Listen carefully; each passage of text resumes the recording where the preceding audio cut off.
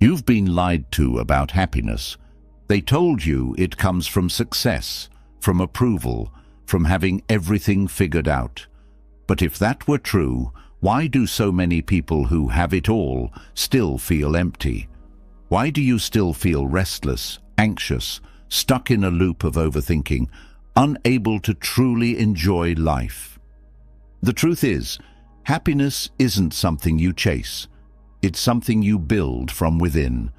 And Stoic philosophy holds the blueprint.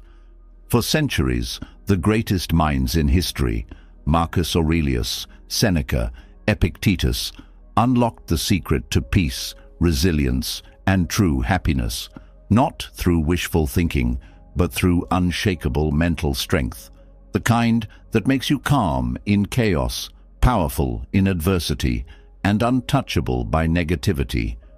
Tonight, as you listen to these lessons, something will change. Your mind will slow down. The weight on your shoulders will start to lift. You'll feel a sense of clarity, like fog clearing after a storm. And when you wake up tomorrow, you'll see the world differently, stronger, calmer, in control. This isn't just another audio to fall asleep to. This is a transformation waiting to happen. Are you ready? Let's begin.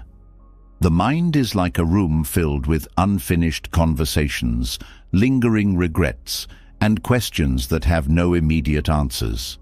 The day ends, but thoughts do not. They pile up like clutter on a desk that never gets cleared, filling every quiet moment with restless noise. This is why so many people struggle to sleep, because the mind does not know how to stop processing. Yet, some of the greatest thinkers in history knew a secret, a way to cleanse the mind before bed, to quiet the chaos, and to wake up with a fresh start every single day. Seneca, Marcus Aurelius, and other Stoic philosophers practiced a nightly review, a simple but powerful reflection ritual designed to bring closure to the day, reset the mind, and ensure a deep, undisturbed rest. This was not just a habit. It was a weapon against anxiety, a method for clearing the mind of excess weight, and a way to train the subconscious for wisdom and peace. Every night, they examined their thoughts, decisions, and emotions, not to dwell on mistakes, but to learn from them, to adjust, and to move forward without carrying unnecessary burdens into the next day. There was no room for guilt or regret in this process, only clarity. For the Stoics, the day was not complete until it had been properly closed. They understood that reflection was not an indulgence, but a necessity. Just as the body needs sleep to repair itself, the mind needs order and understanding before it can truly rest. Without this, it becomes restless, continuing to process unresolved emotions deep into the night, leading to shallow sleep, early waking, and a sense of exhaustion that never fully goes away. This is why Seneca journaled every night before bed, not to record events, but to examine his own mind. He believed that if he could observe himself objectively, without bias or self-judgment, he could correct his mistakes and refine his character. The goal was progress, not perfection, to become slightly wiser each day and to go to bed with a clear conscience. Marcus Aurelius, one of the most powerful men in history, did the same. He ruled an empire, yet he took time to write down his thoughts, dissect his emotions, and prepare his mind for rest.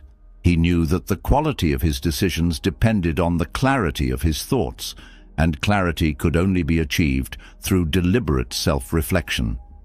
Every night they asked themselves three fundamental questions. What did I do well today? What could I have done better? What will I improve tomorrow? Each question served a distinct purpose. The first prevented self-criticism from turning into self-doubt. The second allowed for honest growth without unnecessary guilt.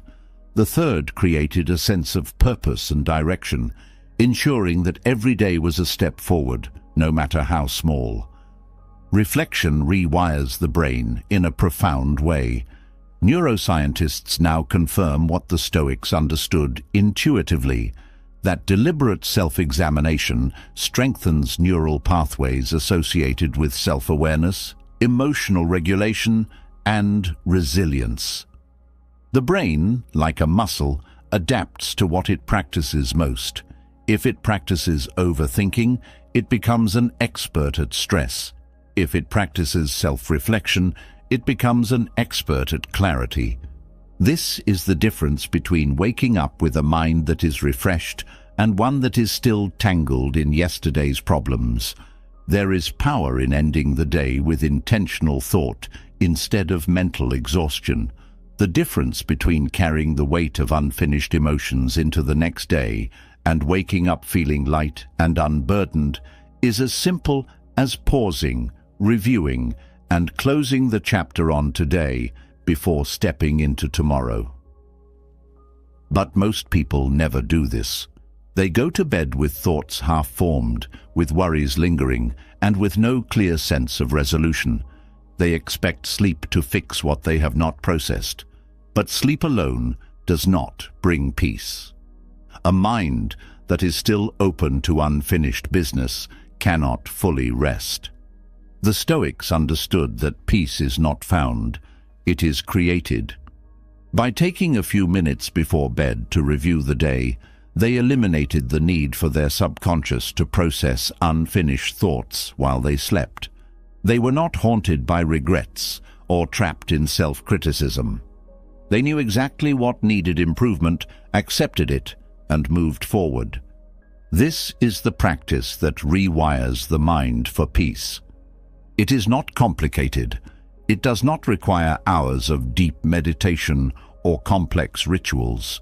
It is simply the discipline of closing the day with clarity, just as one would close a book before putting it away.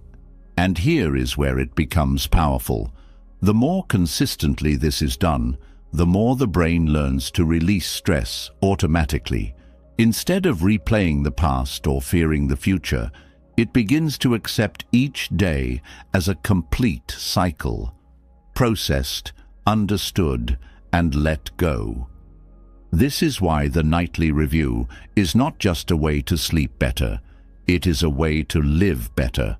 It strengthens emotional intelligence, enhances decision-making, and removes the weight of unnecessary mental burdens. It prevents small frustrations from accumulating into bigger stress. It turns self-criticism into self-improvement. And most importantly, it allows for true rest. Because sleep is not just about closing the eyes, it is about letting go. The person who goes to bed with unresolved thoughts will find them again in the morning. The person who reviews, processes, and releases them will wake up lighter, clearer, and stronger. This is the Stoic way of sleeping, not just as an act of physical rest, but as a practice of mental discipline and emotional clarity. And when this becomes a habit, life itself begins to transform. Each day becomes a step forward, not a cycle of repetition. Each mistake becomes a lesson, not a burden. Each night becomes a moment of peace, not a battlefield of thoughts. This is how the Stoics mastered sleep. This is how they mastered life. The way a person closes their day is the way they enter the next one. The Stoics understood this deeply. A restless night is not caused by the body's inability to sleep, but by the mind's refusal to let go. Mental closure is not a luxury. It is a necessity. The ability to step away from the unfinished, to release what cannot be controlled, and to detach from lingering emotions is what separates those who live with clarity from those who carry the burdens of yesterday into every tomorrow. Most people mistake exhaustion for rest. They believe that if the body is tired enough, sleep will come. But a tired body does not guarantee a rested mind. A day filled with stress, unresolved emotions, and half-finished thoughts does not simply disappear when the lights go out. The mind replays what was left incomplete, sorting through the unfinished business of the day like a restless machine, running long after the world has gone quiet. The Stoics knew that true rest comes not from collapsing into sleep, but from deliberately ending the day, closing it with intention, ensuring that nothing unnecessary lingers beyond its time. Letting go of unresolved worries before sleep is not about ignoring them. It is about understanding their weight. Worries that cannot be acted upon serve no purpose except to drain energy. The human brain is designed to seek resolution. When something is left undone, the mind fixates on it, believing that by keeping it alive, a solution will eventually appear. But the reality is that most problems do not need to be solved at night. They need to be set aside. They belong to the hours of action, not the hours of rest. The Stoics trained themselves to recognize which thoughts were worth engaging with and which ones were simply mental noise. They understood that not all problems need immediate attention. They practiced emotional detachment, not as a form of coldness, but as a way of maintaining clarity. Seneca spoke of how most suffering comes not from what happens, but from the thoughts people attach to what happens. At night, this attachment becomes even more destructive. A single worry can expand into a storm of emotions, turning what was once a small concern into an overwhelming force. But the moment one steps back and observes thoughts without reacting, they lose their power. Mental closure requires separating what is real from what is exaggerated by the mind's tendency to ruminate. The Stoics used logic as a tool for calming emotions. If something can be fixed, it will be handled tomorrow. If it cannot be fixed, worrying about it now will not change anything. This simple but profound mindset shift is the difference between lying awake, consumed by what-ifs, and falling asleep with a mind at peace. Unfinished business is a source of endless suffering. The mind does not like loose ends, a conversation that was cut short, a decision that was left unresolved, an argument that was never properly closed. These are the things that keep people tossing and turning at night. The Stoic approach was never to leave something incomplete if it could be handled in the moment. But they also understood that some things are meant to remain unfinished, at least for now.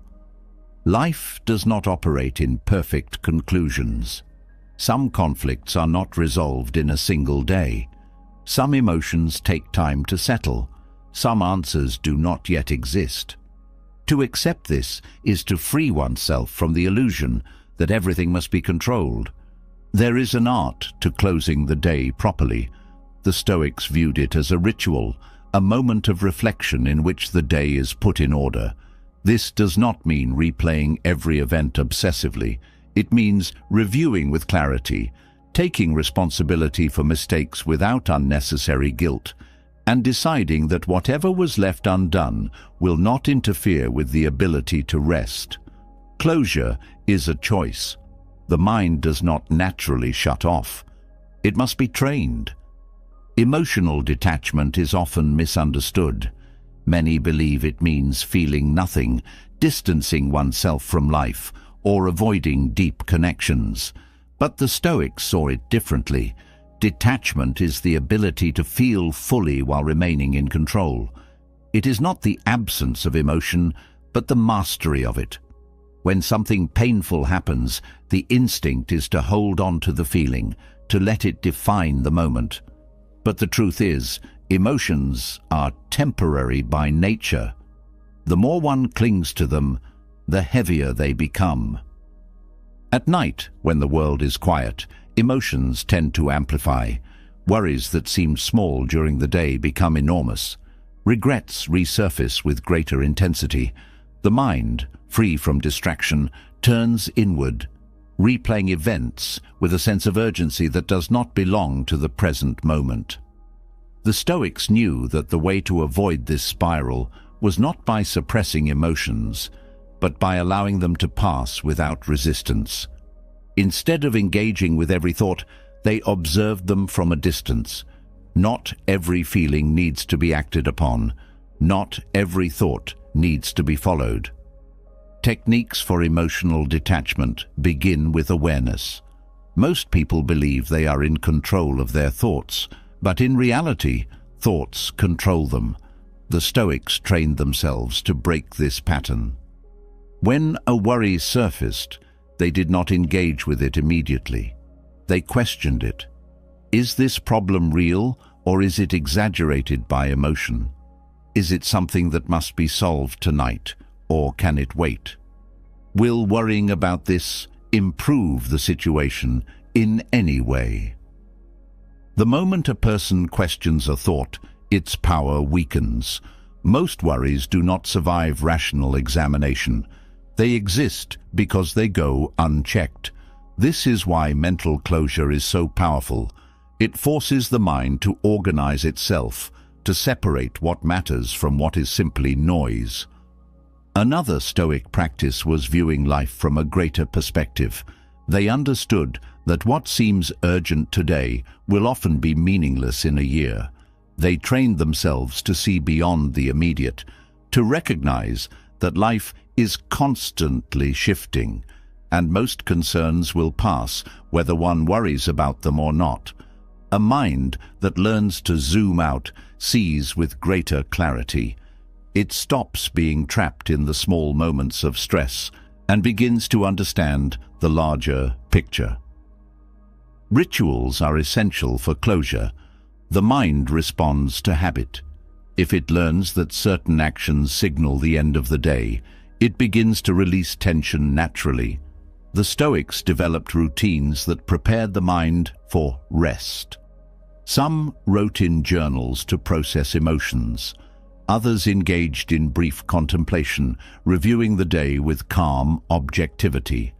The key was creating a clear boundary between wakefulness and sleep, a signal to the brain that the time for thinking had ended. Breath control was another powerful tool. The connection between breathing and emotional state is often overlooked. Rapid, shallow breaths signal stress. Deep, controlled breaths signal calm. The Stoics understood that by changing the breath, they could change the mind. When emotions felt overwhelming, slowing the breath was enough to regain control. But the final and most important lesson of mental closure is acceptance. Many people struggle with sleep because they fight against reality. They replay events, wishing they had acted differently. They anticipate the future, fearing what is to come. They resist the truth of what is. The Stoics saw this as self-inflicted suffering. Peace does not come from changing the past or predicting the future. It comes from fully accepting the present moment as it is. Life is full of unresolved moments. Not everything will be neatly tied together at the end of each day. But peace is not about perfection. It is about knowing when to let go. The Stoics did not waste their nights wrestling with what they could not control.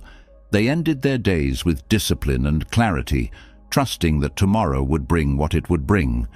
When this practice becomes a habit, life begins to transform. The past no longer lingers. The future no longer creates unnecessary fear. Sleep becomes deep, unburdened, restorative. Each morning begins fresh, without the weight of yesterday pressing down. This is how the Stoics mastered the art of ending the day. This is how they freed themselves from the mental chains that keep so many people awake at night.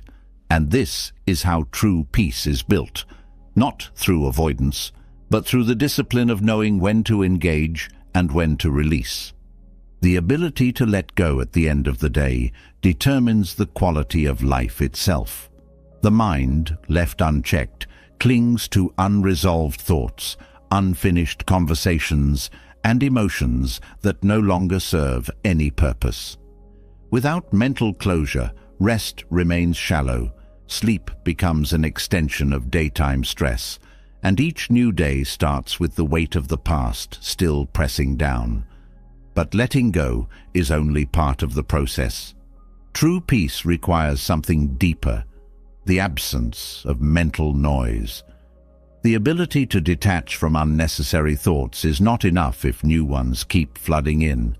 This is why the Stoics valued silence, not as an absence of sound, but as a practice of discipline, a method of clearing the mind from the distractions that prevent clarity. Most people never experience real silence. The world is louder than it has ever been, and the mind has adapted to constant input.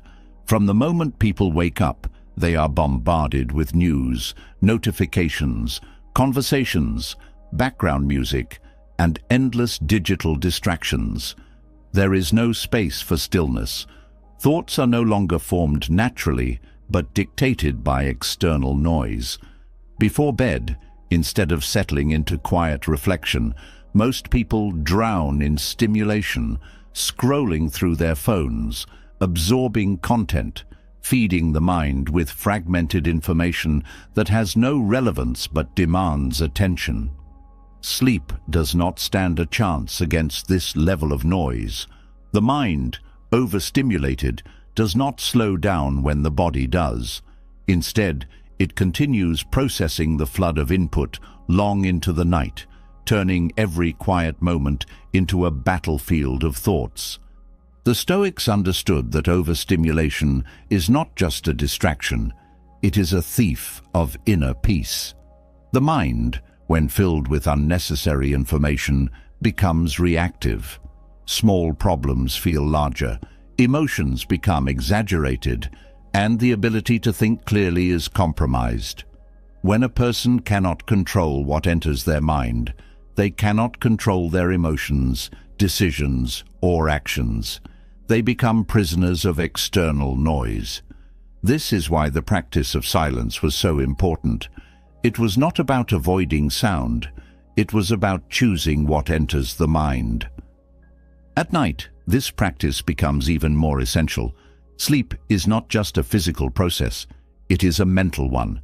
The mind needs time to transition from activity to stillness. If it is filled with noise before bed, it doesn't know how to be quiet. This is why so many people struggle with racing thoughts the moment they try to sleep. They believe it is the result of stress, but often it is simply an untrained mind reacting to overstimulation. The brain, accustomed to constant engagement, does not know how to stop. Quiet contemplation before sleep is the antidote to this. It is a deliberate shift from passive consumption to active awareness. Instead of feeding the mind more distractions, the Stoics practiced stillness. This was a time to step away from external noise, to let the mind breathe, to allow thoughts to settle instead of being forced into new directions. Unlike mindless entertainment, contemplation has a cleansing effect. It clears unnecessary thoughts, strengthens self-awareness, and prepares the mind for real rest. The ability to be alone with one's thoughts is one of the rarest skills in the modern world. People avoid silence because they are afraid of what they might find. Distractions act as a shield against deeper self-awareness. But the Stoics embraced solitude.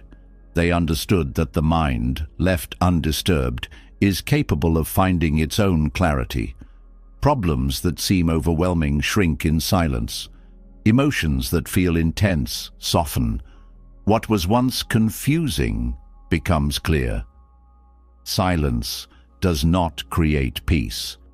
It reveals it. The ancient world was naturally quieter, but even then, the Stoics sought moments of intentional solitude. Marcus Aurelius, despite being emperor, valued time alone. He would retreat into silence, away from the demands of power, to reflect without interruption. Seneca wrote about the dangers of excessive noise, not just external sound, but the noise created by constant mental chatter. They both knew that true clarity requires space. A crowded mind has no room for wisdom. In the modern world, silence is a rare luxury, but it is more necessary than ever. The mind, flooded with information, loses its ability to filter what matters from what does not. It jumps from one thought to another, never settling, never resting. This is why people feel exhausted even after doing nothing. Their minds have been working overtime, absorbing everything, processing everything, but never coming to any real conclusions. They do not need more sleep. They need more stillness. Most people think relaxation is about adding something, listening to music, watching a show, distracting the mind. But true relaxation comes from removing what is unnecessary. Silence is not empty. It is full of clarity, space, and understanding. When the mind is no longer distracted by useless input, it finds natural peace. This is why the Stoics saw silence as a source of power, not a lack of engagement. A quiet mind is not a passive mind. It is a trained one. It does not react to every external influence. It chooses its focus. There is a reason why great thinkers, leaders, and philosophers all valued solitude. Ideas do not come from noise. Wisdom does not emerge from distraction. Clarity is only possible in stillness. The ability to sit in silence before bed is one of the most powerful practices a person can develop. It strengthens discipline, improves decision-making, and allows the mind to reset without external interference. But silence is not just about avoiding distractions. It is about learning to be comfortable in stillness. Many people fear silence because it forces them to face themselves. They distract themselves to avoid discomfort. But discomfort is not the enemy. It is the doorway to growth. The Stoics knew that what is avoided does not disappear. It waits. By embracing silence, by allowing the mind to settle without interference, a person builds mental resilience. This is why the greatest thinkers in history all valued time alone. They knew that wisdom is not found in constant activity, but in deliberate stillness. The modern world teaches that productivity is measured by how much one does. The Stoics measured it by how well one thinks. And thinking requires silence. Before bed, the mind must transition from consumption to reflection.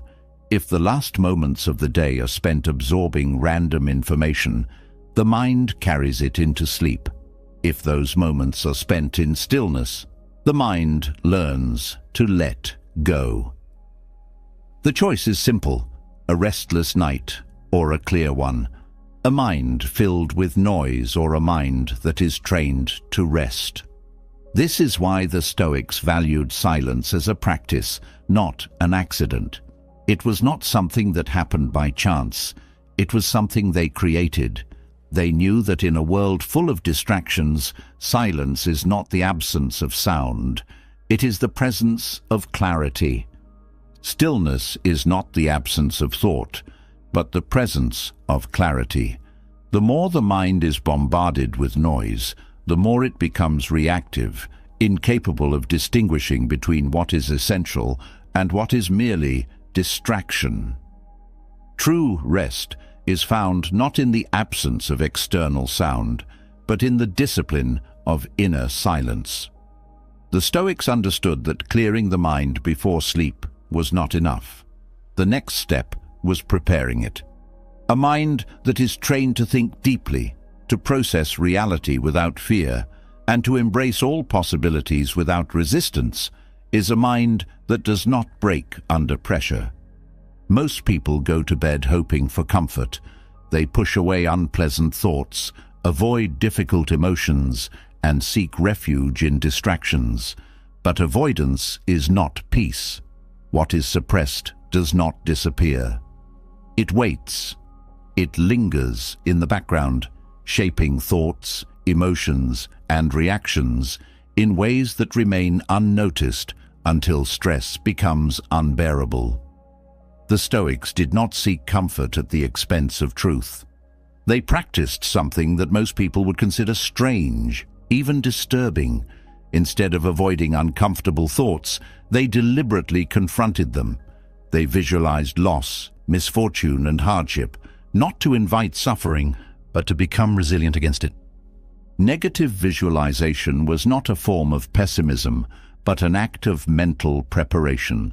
A person who has already considered the worst possible outcome is no longer controlled by fear.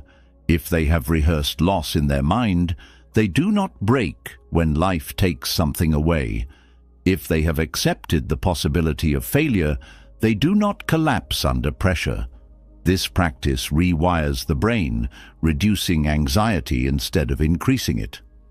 The mind, when left unchecked, creates unrealistic expectations. It assumes that comfort will last, that loved ones will always be there, that success will be permanent. This illusion makes even the smallest disruptions feel unbearable. But when a person trains themselves to consider loss before it happens, they do not experience the same shock when life inevitably brings change. This practice is deeply misunderstood. Many believe that thinking about misfortune creates unnecessary fear, but the opposite is true. It is the avoidance of reality that makes people fragile. Those who refuse to consider loss live in denial, and when it arrives, they are completely unprepared. The Stoics understood that everything in life is temporary: health, relationships, material possessions, status, even life itself. Nothing is owned, only borrowed. Those who cling to what they love as if it is permanent live in constant fear of losing it. But those who accept its impermanence experience deeper appreciation and greater resilience. Imagining loss does not mean wishing for it. It is not a practice of inviting negativity, but of making peace with reality. A person who has trained themselves to accept that misfortune can happen at any moment stops taking things for granted. They wake up with gratitude, not entitlement. They cherish their relationships instead of assuming they will always be there. They appreciate the simple moments in life instead of rushing through them mindlessly.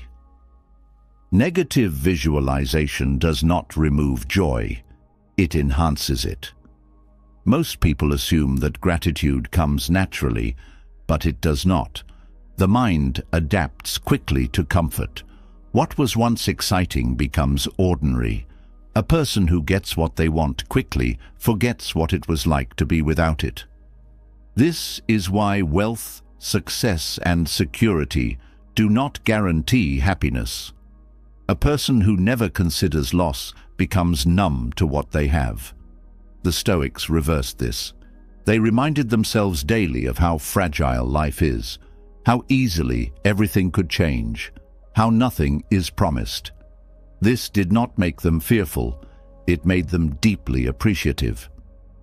This is why negative visualization is not a depressing exercise, but an empowering one. It strips away illusions, making clear what truly matters. When a person considers the possibility of losing what they love, they start treating it differently. They speak with more kindness, listen with more patience, and experience life with more depth. A person who has meditated on the temporary nature of life does not waste time on meaningless arguments, petty frustrations, or chasing things that bring no real fulfillment. The ability to handle worst-case scenarios calmly is a skill that is developed, not something a person is born with. Those who panic in times of crisis do so because they have never mentally prepared for hardship. Their expectations were set on comfort, so when discomfort arrives, they do not know how to process it. But those who have trained themselves to accept misfortune before it happens react differently. They are not immune to pain, but they are not controlled by it. They do not resist reality, and because of that, they move through it with strength instead of despair. The Stoics understood that most suffering does not come from events themselves, but from the way the mind reacts to them. When a person refuses to accept loss, it becomes unbearable. When they expect life to be free of hardship, every difficulty feels like an injustice. But when the mind is trained to see adversity as part of life, there is no need for panic. There is only preparation. A person who has already visualized failure does not waste energy on shock when it happens. They move directly to action. They adjust, they adapt, they endure. Training the mind in this way requires consistency. Negative visualization is not something to be done once and then forgotten. It is a daily practice, a reminder that nothing is guaranteed, that everything is borrowed, that the only thing within control is the way one responds to life. This is why the Stoics rehearsed misfortune in their minds, not to dwell in negativity, but to remove its power. A person who expects hardship and meets it with calmness remains unshaken. A person who refuses to think about hardship is broken by the smallest inconvenience. This practice also prevents unnecessary fear. Most anxiety comes from the fear of the unknown. The mind, when left unchecked, fills in gaps with worst-case scenarios, exaggerating risks, creating panic over things that have not even happened. But when a person has already considered every possible outcome, they are no longer paralyzed by uncertainty. They have seen the worst and accepted it. There is no room for fear when a person has already made peace with whatever may come. This is why the greatest Stoic thinkers approached life with a calmness that confused those around them. When others were frantic, they remained steady. When others were consumed by fear, they were already prepared. They were not indifferent. They were disciplined. They knew that everything was temporary, and because of that, they were able to fully embrace every moment, every opportunity, every experience without attachment. A person who has trained themselves in negative visualization wakes up differently. They do not take the morning for granted. They are not frustrated by small inconveniences. They do not waste their energy complaining about things that do not matter. They have already rehearsed the possibility that the day could be filled with loss, hardship, or difficulty, and because of that, they approach it with gratitude instead of expectation. There is no way to avoid loss in life. There is no way to guarantee that things will stay the same. But there is a way to prepare for it, to remove the unnecessary suffering caused by denial, and to live in a state of appreciation rather than assumption. The Stoics understood that most people suffer twice, once in reality, and again in their refusal to accept it. By practicing negative visualization, they removed the second layer of suffering. They did not fear the future because they had already faced it in their minds. This is the paradox of peace. It does not come from avoiding discomfort, but from training the mind to be comfortable with anything. A person who has imagined loss does not cling to things that are out of their control. A person who has accepted impermanence does not live in fear. A person who has rehearsed the worst wakes up every day with a sense of freedom because they are not weighed down by illusions.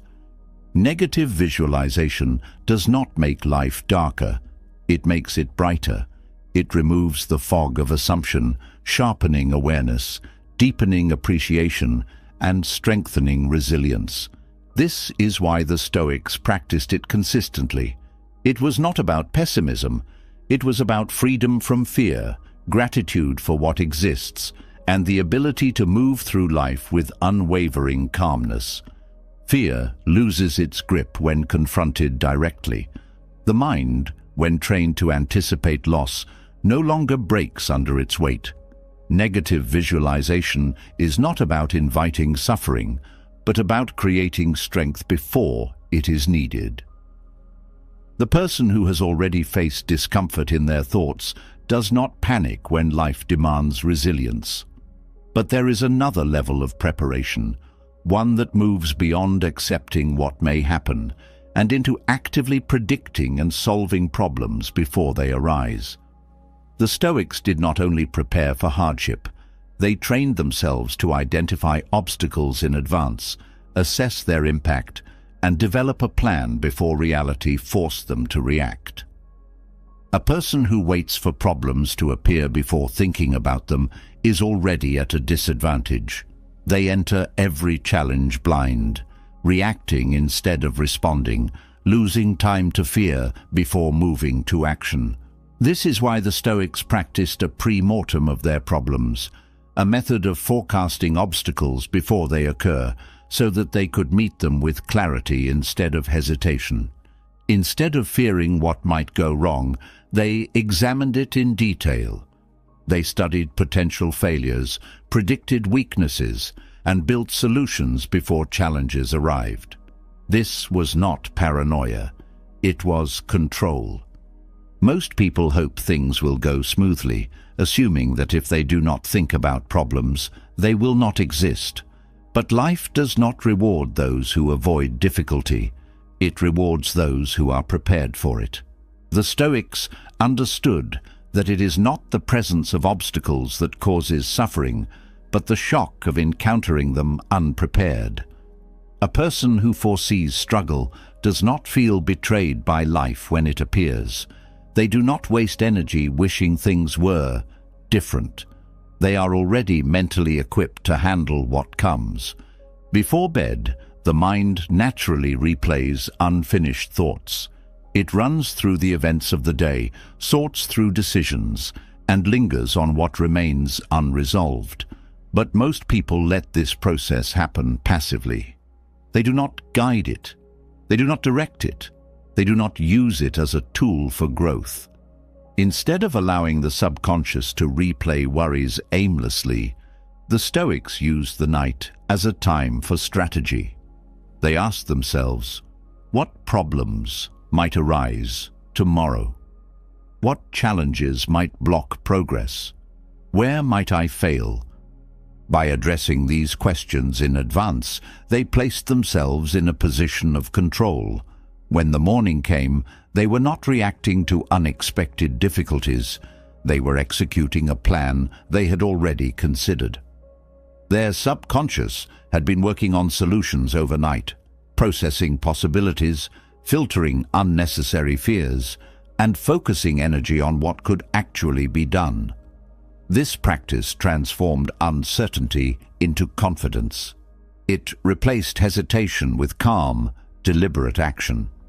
The subconscious mind does not sleep the way the body does. It continues working, sorting through information, making connections, and finding solutions in the background. This is why people often wake up with sudden realizations, why clarity emerges after rest, why problems that felt overwhelming at night seem smaller in the morning. But for most, this process happens by accident. The Stoics made it intentional. Instead of going to bed with vague worries, they fed their mind specific problems to solve. They framed their concerns as challenges, not threats, and trusted their subconscious to refine answers while they slept. This is why structured reflection before bed is powerful. It is not just about clearing the mind. It is about training it to work for you while you rest. When the brain is directed toward a specific task, it continues processing that task, even in sleep. But if it is left to wander, it wastes energy on unnecessary fears, recycling stress without progress. The Stoics understood that the way the mind is directed before sleep determines the quality of thinking that follows in the morning. A person who goes to bed with uncertainty wakes up with doubt. A person who goes to bed with clarity and purpose wakes up stronger than before.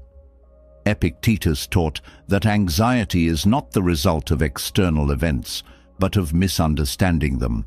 Fear is created by assumptions, by exaggerations, by the mind's tendency to catastrophize what it does not fully examine. The person who does not analyze their worries remains a prisoner of them. But the moment an anxious thought is broken down logically, it loses its power. This is why the Stoics believed that no problem should be faced emotionally before it is examined through reason. A mind that operates on unchecked fear does not make good decisions. It jumps to conclusions, avoids discomfort, and reacts impulsively. But a mind trained in rational analysis remains steady. It does not rush to judgment. It does not spiral into panic. It sees clearly because it forces every concern to be examined fully. This is why pre-mortem thinking is essential. Instead of letting anxiety shape perception, it forces perception to be shaped by truth. Most fears, when analyzed, are far smaller than they first appear. They exist because they have never been challenged. The person who assumes failure will be devastating never actually defines what failure means. They never break it down into specific consequences. They never ask, what is the worst that could actually happen? What would I do next? How much of this fear is real, and how much is my mind creating unnecessary panic?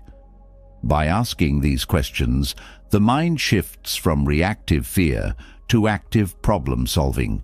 It stops running from discomfort and starts deconstructing it. It takes control of the unknown instead of allowing the unknown to control it. This shift alone removes half the weight of anxiety. The best time to practice this is before sleep. The mind, when left to its own devices, will either wander aimlessly or fixate on the wrong things. But when it is given a clear task, it works efficiently.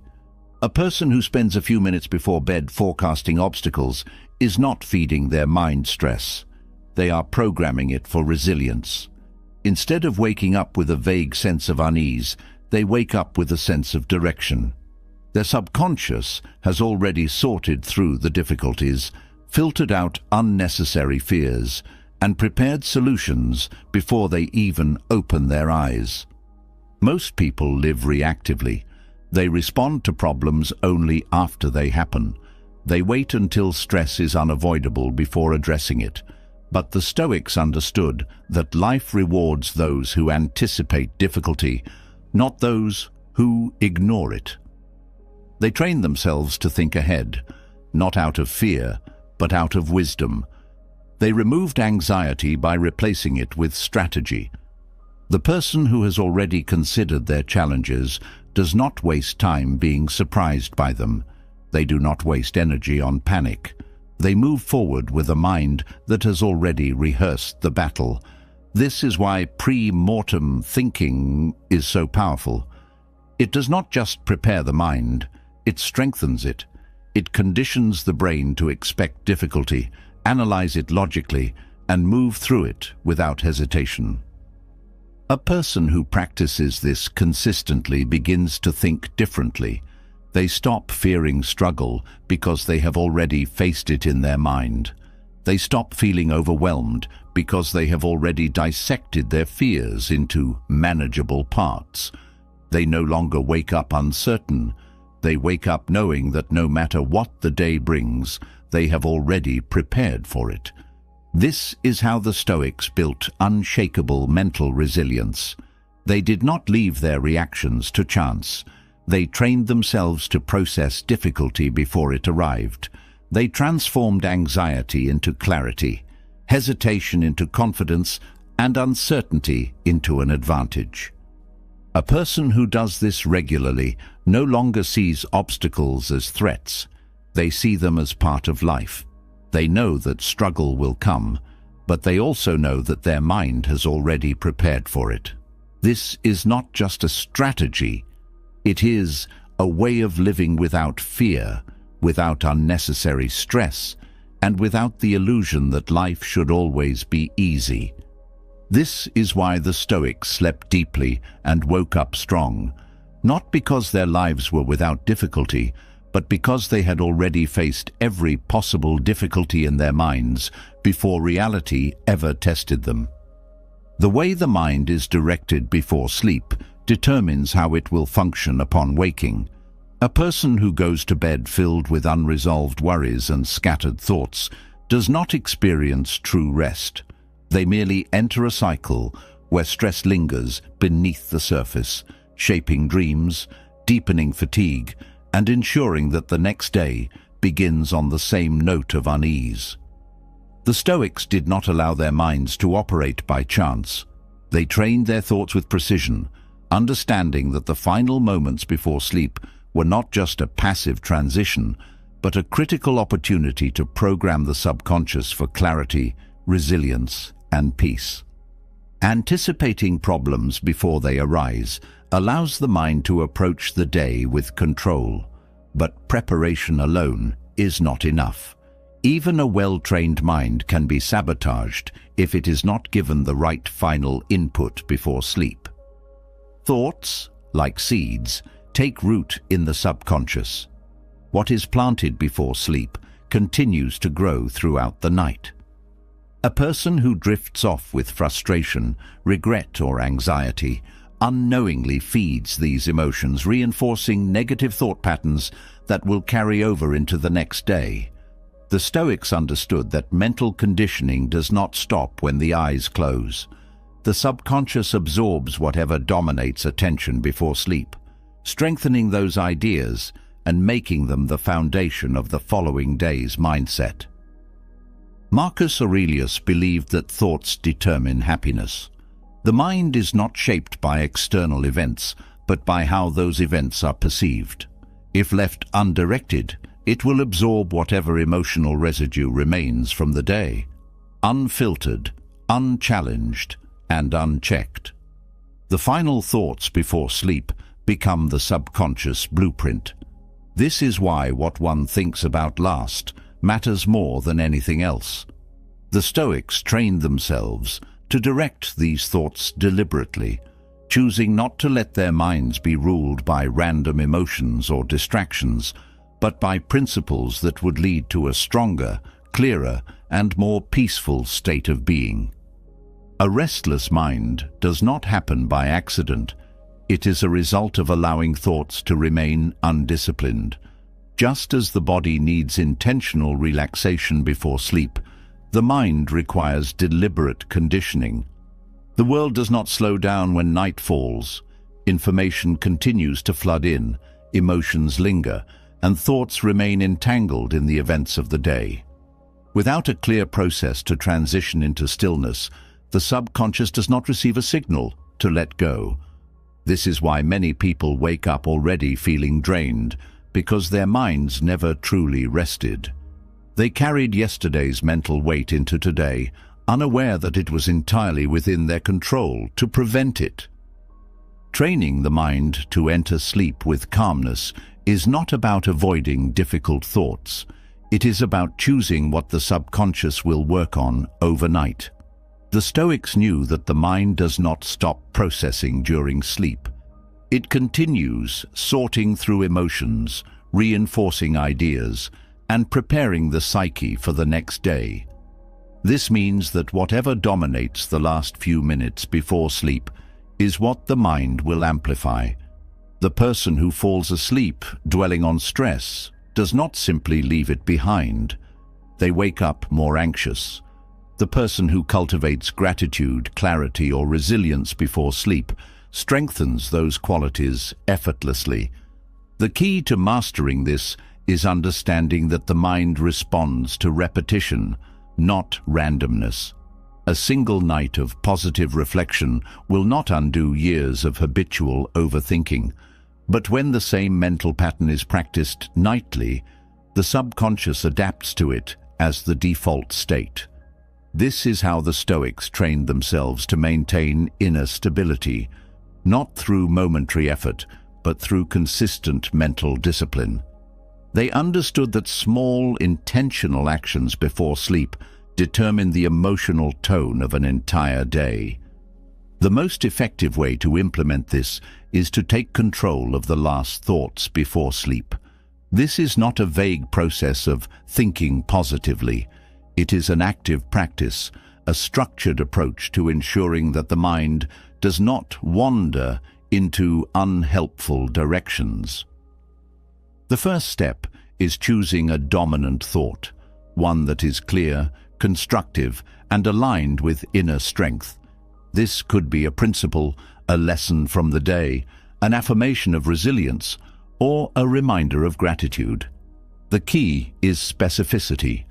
The mind must be given a clear mental focus point to prevent it from slipping into its usual patterns of worry and distraction. Marcus Aurelius used this practice every night. Before sleep, he would reflect on his values, reminding himself of what truly mattered. He would reinforce the idea that he was in control of his mind, not the world around him. He understood that by choosing thoughts consciously, he was designing his emotional state for the following day. He knew that if he went to bed with a focused mind, he would wake up with one. The second step is eliminating mental clutter. The mind cannot hold two dominant thoughts at once. If it is focused on what is essential, there is no room for unnecessary worries. Instead of trying to empty the mind, the Stoics replaced distractions with purpose.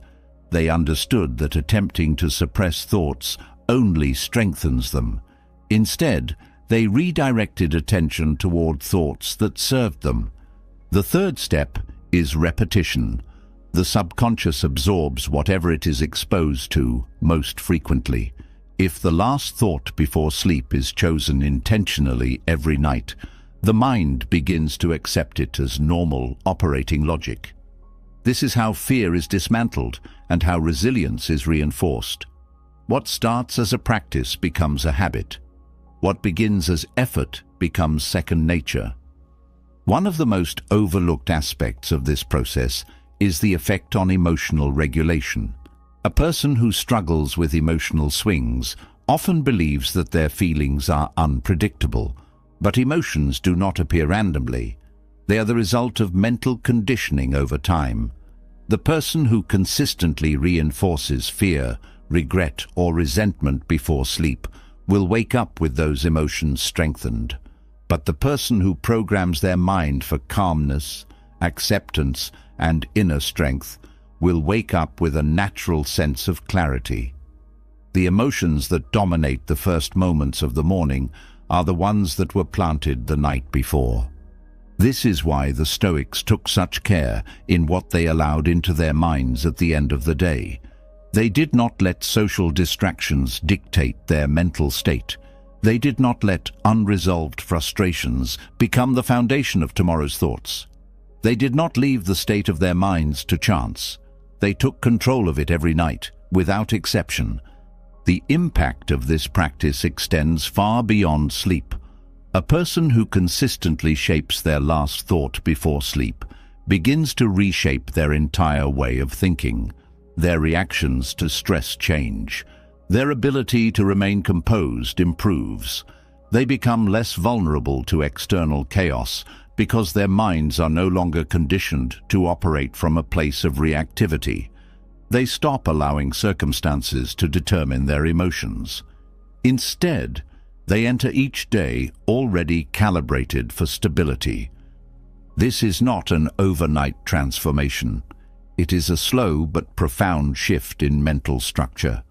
The mind, trained consistently, adapts in ways that are often unnoticed at first. But over time, there is a fundamental difference in how life is experienced. The same events that once triggered frustration no longer have the same effect. The same challenges that once felt overwhelming are now handled with steady composure.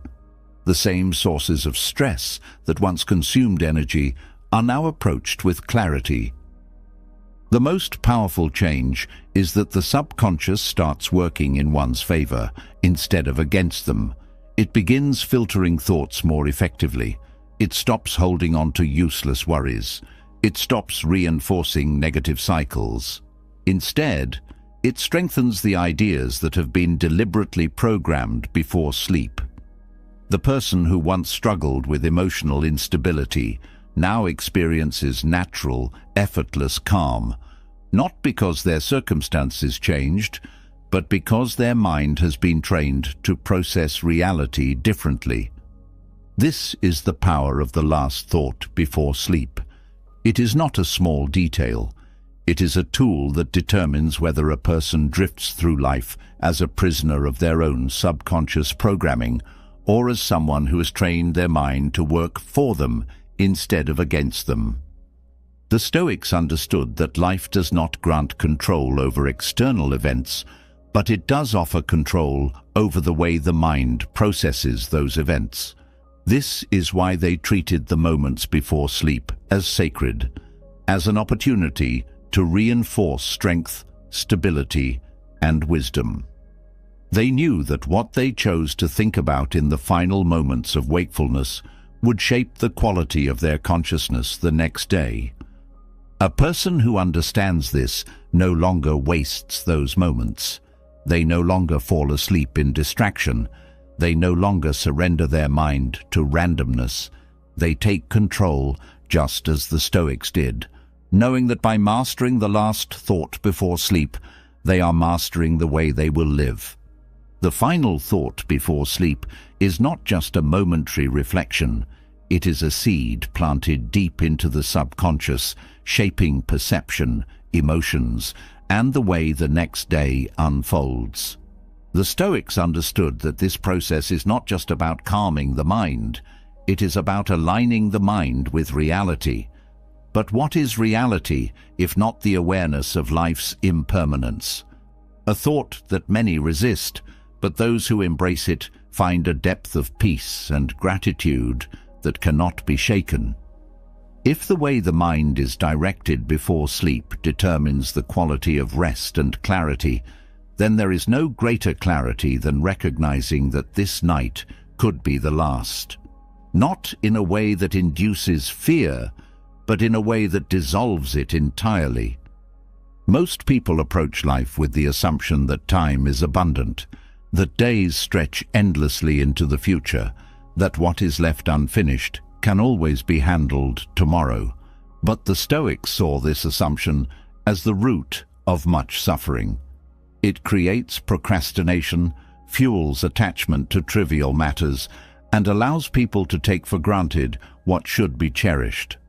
The antidote is simple but profound, reminding oneself every night that this could be the final sleep.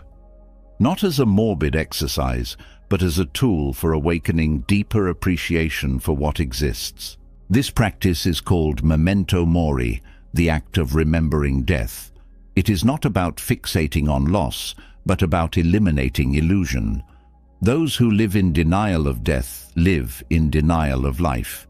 They postpone what matters, assume second chances, and waste time on distractions. But those who confront mortality directly free themselves from these illusions. They do not wait to express gratitude. They do not delay important actions, and they do not allow their days to be filled with meaningless stress. Before bed, the Stoics would reflect on their mortality as a way of grounding themselves. They would ask, "If this were my last night, would I be at peace with how I live today? Have I left any words unspoken? Have I taken anything for granted? Have I wasted time on things that do not matter?" This was not an exercise in regret. It was a method for clarifying priorities, eliminating unnecessary burdens, and ensuring that each day was lived with presence. The impact of this practice is immediate. A person who reminds themselves of death before sleep no longer feels weighed down by trivial frustrations. Minor inconveniences lose their power. Petty arguments dissolve. Complaints that once seemed important suddenly feel foolish. The awareness that life is temporary removes the ability to waste energy on things that do not add meaning. Instead, what remains is a quiet appreciation for what is still within reach. The reason most people suffer from stress and anxiety is not because life is inherently difficult, but because they treat everything as if it is of equal importance. They react to small problems as if they are life-altering crises. They allow minor discomforts to consume their emotions. But when a person truly absorbs the reality of death, their entire perspective shifts. They stop sweating over what does not matter. They no longer give power to situations that, in the grand scheme of things, are meaningless. This is why the Stoics referred to sleep as a mini-death. It is the closest experience to non-existence that can be had each night. Every night, consciousness fades. Control is surrendered. The world continues, but the individual is no longer aware of it.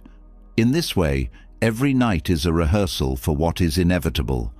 Instead of fearing this truth, the Stoics used it as a source of freedom. If each night is a kind of death, then each morning is a rebirth. A new chance, a moment that was never promised but has been granted. This shift in thinking removes entitlement. A person who embraces mortality does not wake up annoyed at small inconveniences. They do not drag themselves through the day, dreading responsibilities. They do not take for granted the people around them. They wake up knowing that this day is a privilege, not a guarantee. Their mind is no longer preoccupied with complaints, but focused on what truly holds value.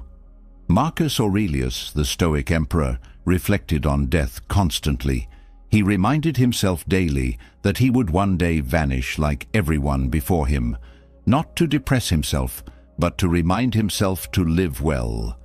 He knew that the awareness of mortality did not bring despair, it brought clarity. It stripped away the noise, allowing him to focus only on what was essential. This is the power of memento mori. It is not about preparing for death. It is about learning how to live fully before it arrives. Most people avoid thinking about death because they assume it will create fear. But the Stoics discovered that the opposite is true. It is not the thought of death that creates suffering. It is the refusal to acknowledge it. The avoidance of mortality does not make it disappear. It only ensures that it will strike harder when it finally comes. But the person who has meditated on it regularly is never caught off guard. They have already come to terms with it. They have made peace with its presence, and because of that, they are free. This practice also eliminates attachment to things that do not bring real happiness. When a person knows their time is limited, they stop chasing validation. They no longer seek approval from those who do not matter. They no longer obsess over material possessions, status, or temporary pleasures. They realize that none of these things will accompany them when their time is up. What remains? The way they have lived, the relationships they have nurtured, the wisdom they have gained.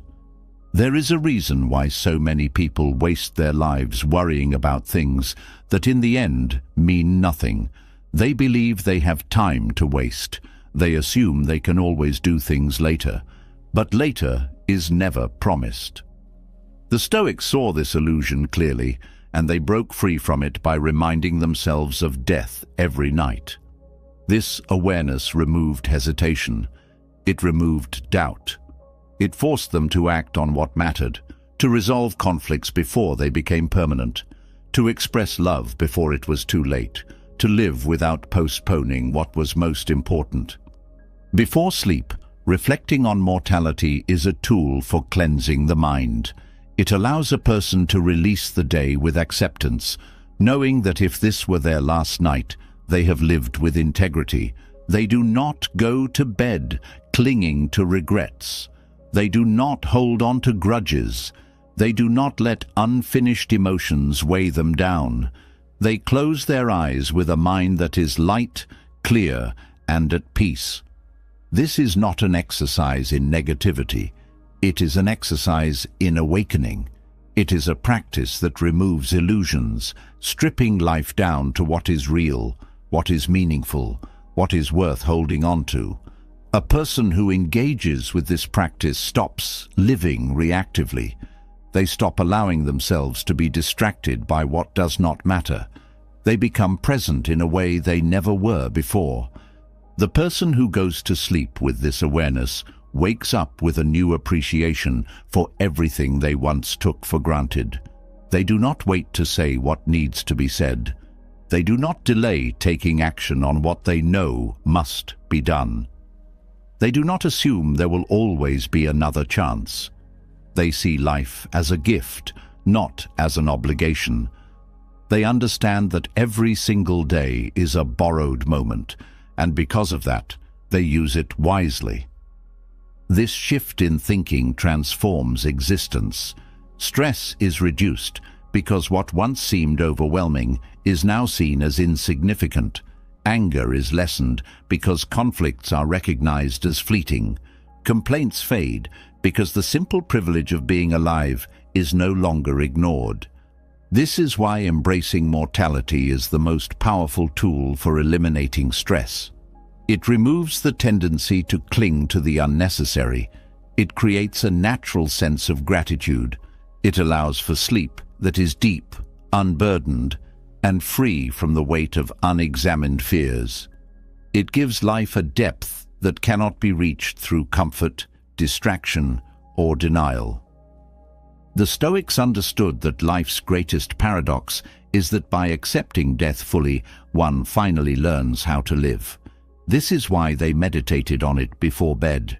It was not to dwell in darkness, but to ensure that when they woke up, they would live as if it were their last chance to do so. And that is the kind of life that is truly worth living. Accepting mortality before sleep removes the illusion of permanence, but there is another layer of freedom that must follow. It is not enough to acknowledge that life is temporary. It is not enough to recognize that every day could be the last. True peace comes not only from awareness, but from letting go of everything that does not belong to you.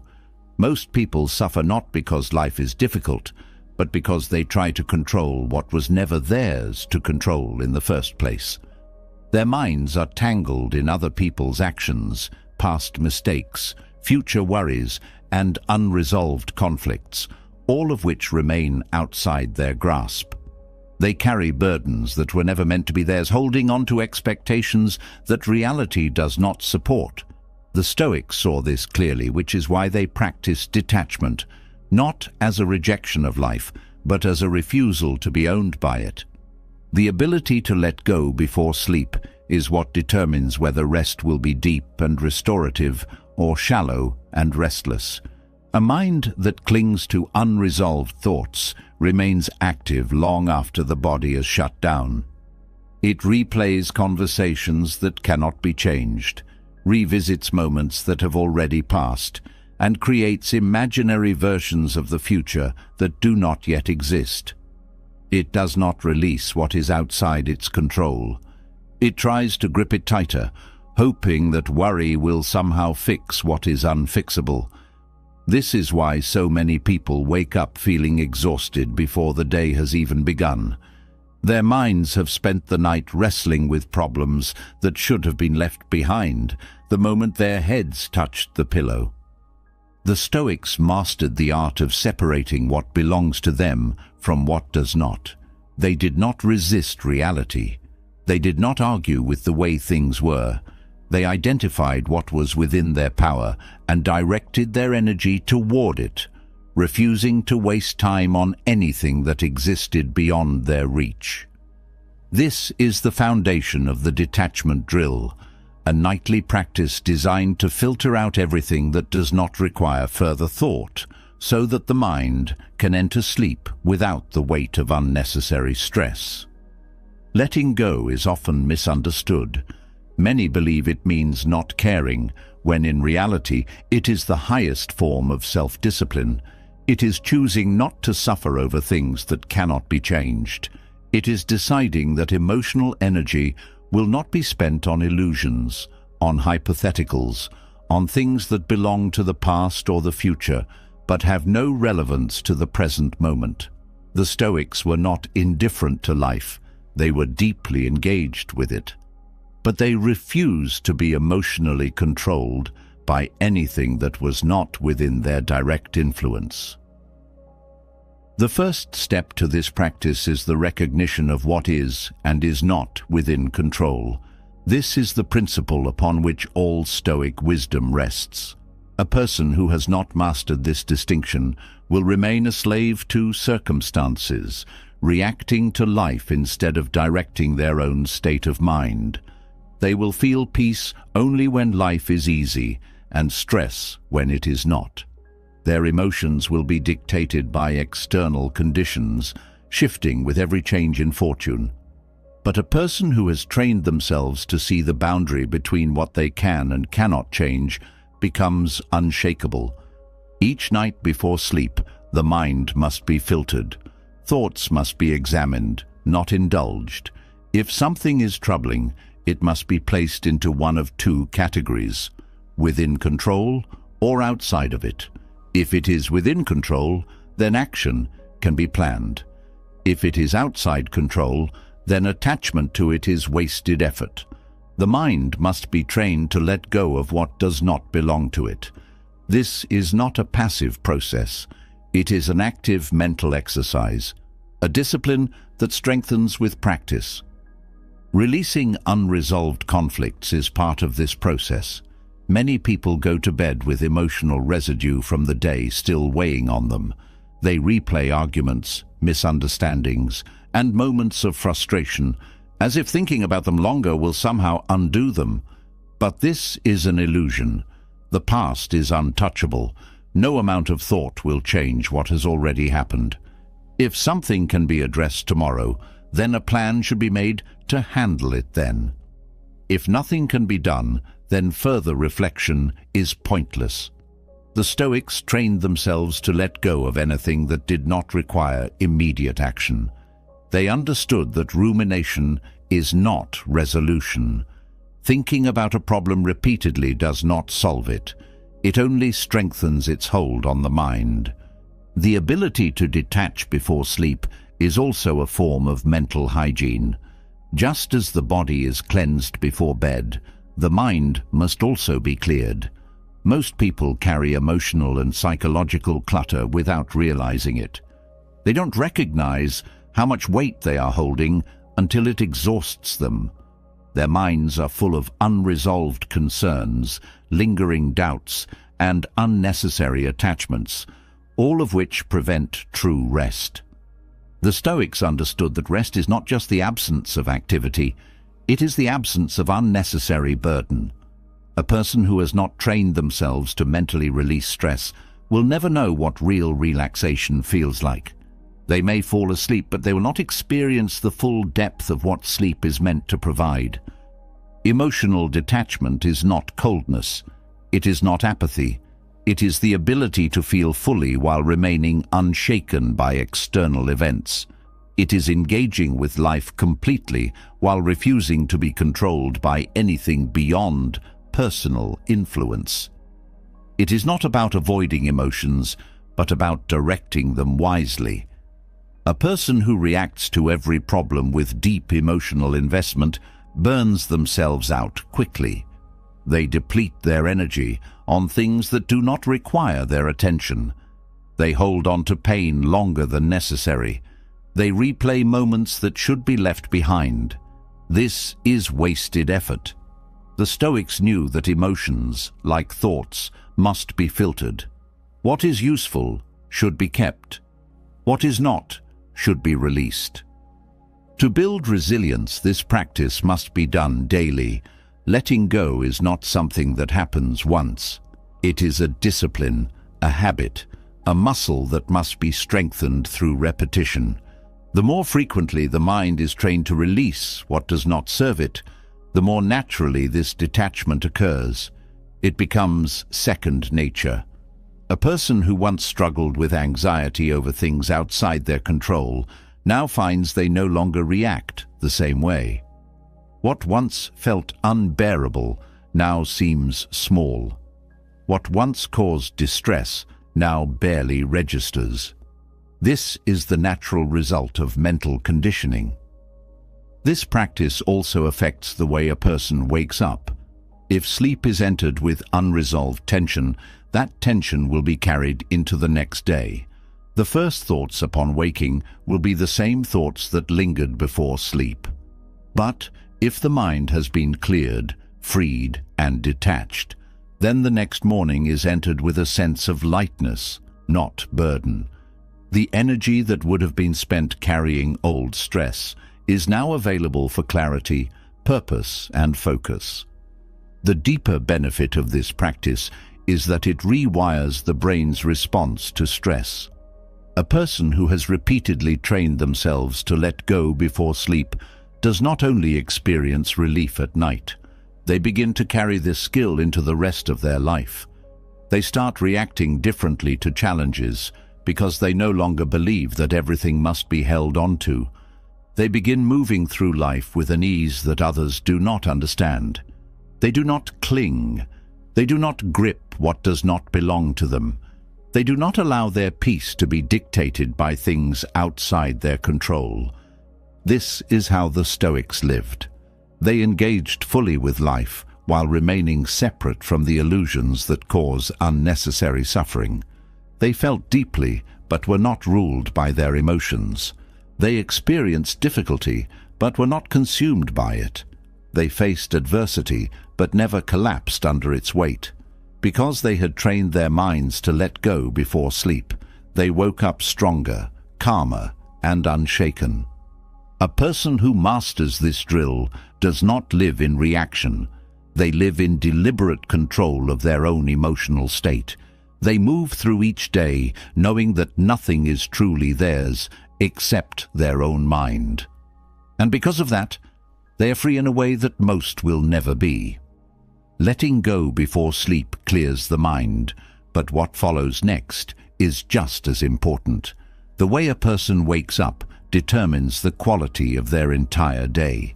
A mind that was trained to detach before bed is not weighed down by yesterday, but without the right direction in the morning, it will drift back into old habits. The Stoics understood that waking up is not just about getting out of bed. It is about choosing how to engage with life from the very first moment of the day. The difference between a person who dreads the morning and a person who meets it with strength is not found in their circumstances, but in their first thoughts, their first actions, and the level of purpose they bring to each morning. Most people wake up by accident. They do not rise with intention, but with resistance. Their first thoughts are filled with reluctance, hesitation, or the immediate weight of obligations. They reach for distractions before they have even fully opened their eyes. They move mechanically, following routines out of habit, not purpose. This is why so many struggle with motivation, because they have not trained themselves to direct their first waking thoughts toward meaning.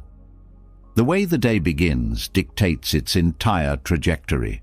The person who starts their morning deliberately with clarity and resolve has already won half the battle.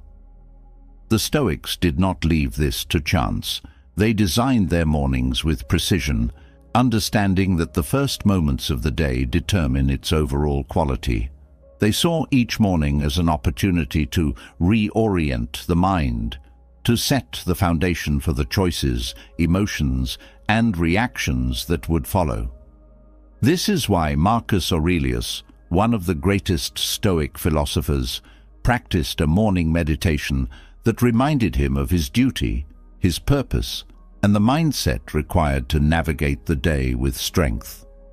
Most people assume that happiness is something that comes later, after goals have been achieved, after external conditions improve, after life has granted them the right circumstances. But the Stoics saw happiness differently. It was not something to be found, but something to be practiced. And the most effective way to practice it was to begin the day with a deliberate sense of purpose. The first task in waking up with purpose is understanding that the day is not owed, but given. There is no guarantee of another morning.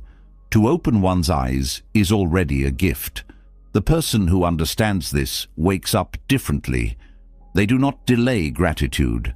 They do not start the day in frustration. They do not treat the morning as something to be endured, but as something to be used.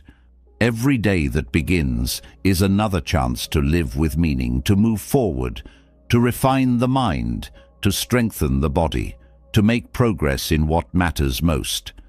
A mind that is trained to see the morning as an opportunity instead of an obligation does not struggle with motivation. It does not resist waking up. It does not waste time searching for reasons to start. It already understands that to be alive is reason enough.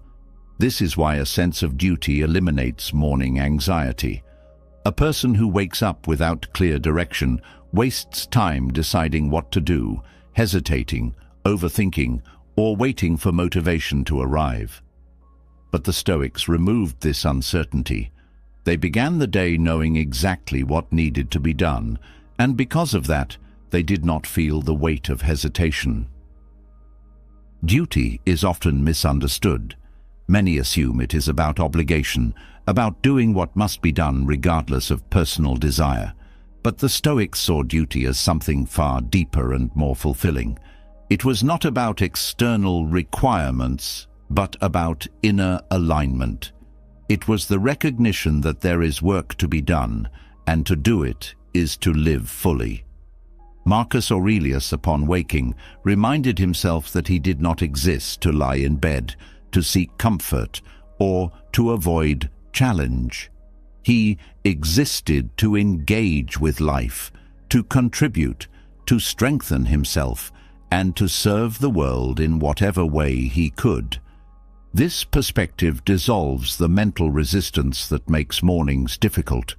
A person who wakes up with a reason greater than themselves does not hesitate to get out of bed. They do not hit snooze because they understand that time is not unlimited. They do not complain about the difficulty of waking up because they recognize that having another day to wake up at all is a privilege. Marcus Aurelius's morning meditation was not about personal indulgence, comfort, or seeking happiness directly. It was about setting the mind into the correct state for engaging with the day ahead. He would reflect on the nature of the world, the role of people within it, the responsibilities he carried, and the kind of attitude required to meet those responsibilities with strength and clarity. He reminded himself that challenges would come, that people would be ungrateful, that obstacles would appear, but that none of these things could disturb his peace unless he allowed them to. This simple practice created an unbreakable foundation for the day. Before stepping out of bed, his mind was already fortified against frustration, impatience, and distraction. He did not enter the day with fragility, hoping things would go smoothly. He entered the day prepared for whatever it brought. A person who follows this practice does not wake up aimlessly. They wake up with clarity. They do not drift into distractions. They direct themselves toward what is essential. Their first thoughts are not complaints or reluctance, but commitment and focus.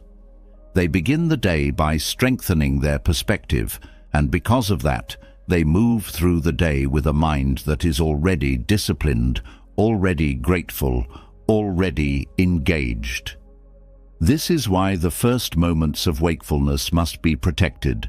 Most people sabotage their mornings immediately by reaching for distractions. They check their phones before they have even risen. They flood their minds with news, social media, or emails, allowing external influences to dictate their emotions before they have even taken control of their own mental state. The Stoics would have seen this as a complete waste of the most valuable moments of the day. They knew that the first focus of the mind must be carefully chosen because it sets the tone for everything that follows. This is why a simple morning routine is essential. It is not about doing what is trendy or complicated. It is about ensuring that the mind is set in the right direction before anything else interferes. It does not need to be long. It does not need to be rigid. It only needs to be intentional. A person who begins the morning with a moment of stillness, reflection, or gratitude begins the day with stability. They do not rush into obligations before their mind is centered. They do not allow external pressures to shape their emotions before they have first chosen their own attitude. This simple act, pausing before engaging with the world, deciding on the mental state with which to meet the day, and setting a clear purpose, creates an entirely different experience of life. The Stoics understood that happiness is not found in external events, but in internal discipline. The person who has trained themselves to wake up with purpose does not wait for happiness to appear. They cultivate it, they create it through their perspective, their choices, and their refusal to waste the morning in idleness or distraction.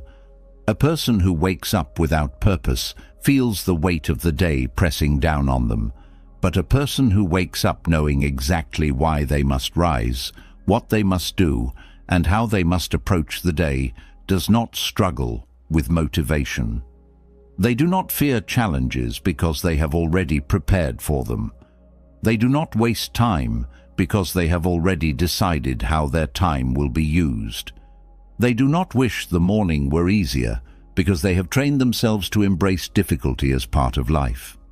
This is why waking up with purpose is the key to starting the day with happiness. It is not about waiting for external circumstances to be perfect. It is about choosing to meet each day with clarity, with commitment, and with a mind that has already decided how it will think, act, and respond. A person who lives this way does not wake up as a passive participant in their own life. They wake up as someone who is ready to engage with life fully, without hesitation, without reluctance, and without fear. Starting the day with purpose shapes the mind, but sustaining that purpose requires something deeper, the mastery of stillness. A person who moves through life with focus and drive, but never understands how to pause strategically, will eventually find their strength depleting. The Stoics understood that momentum alone does not create excellence.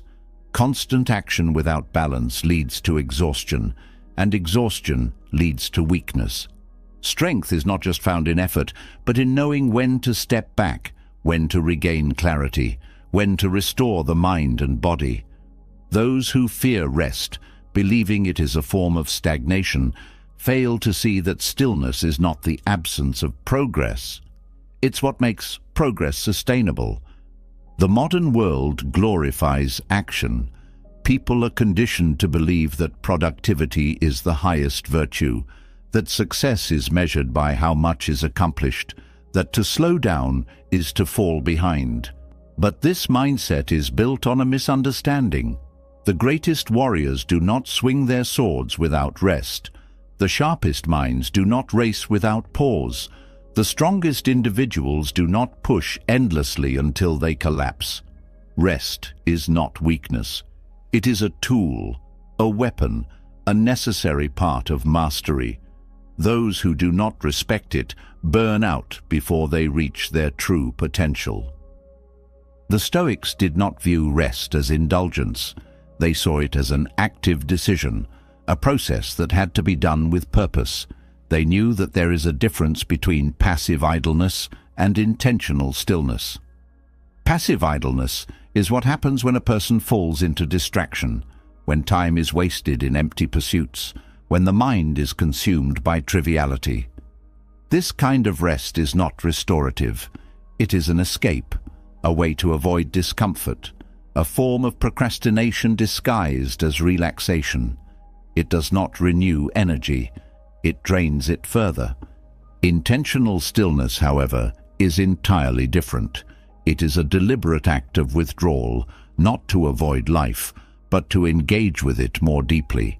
It is a moment where the mind is recalibrated, where clarity is strengthened, where excess noise is filtered out. The Stoics practiced this in many ways, through solitude, through meditation, through journaling, through controlled periods of disengagement from the external world. They knew that those who never step back to examine their own thoughts become prisoners of them. They understood that without stillness, the mind is never truly their own. Seneca, one of the most well-regarded Stoic philosophers, spoke often about the necessity of balancing action with calm. He warned against the trap of relentless busyness, knowing that many people mistake constant movement for true progress. He observed that most individuals fill their days with activity, not because they are achieving anything meaningful, but because they are afraid of what will happen if they stop. They run from silence because silence forces them to confront themselves. They fill every gap in their schedule because an empty moment feels uncomfortable. They confuse exhaustion with accomplishment, not realizing that a mind that is always occupied is a mind that is never in control. A person who never learns to embrace stillness is a person who never fully understands their own thoughts. They do not pause long enough to reflect on their direction, to question their choices, to listen to the deeper signals of their own intuition. They move without thinking, and in doing so, they move in circles. The Stoics refused to live this way. They structured their days not just around effort, but around purposeful disengagement, ensuring that when they did act, their actions were precise, intentional, and undiluted by mental exhaustion. The difference between passive sleep and purposeful restoration is found in how the mind enters rest. A person who collapses into rest from sheer exhaustion is not truly resting. Their body may be still, but their mind is scattered, filled with unresolved tensions, unfinished thoughts, and the accumulated weight of unchecked stress. This is why so many wake up feeling just as tired as when they went to bed. They did not rest with intention. They simply shut down from overuse. Their bodies recovered slightly, but their minds remained tangled in the chaos they never took the time to unwind. Purposeful restoration, in contrast, is a skill. It is not just the absence of work. It is an active process of recalibration. The Stoics would enter rest the same way they approached everything else, with clarity, with structure, with a defined purpose.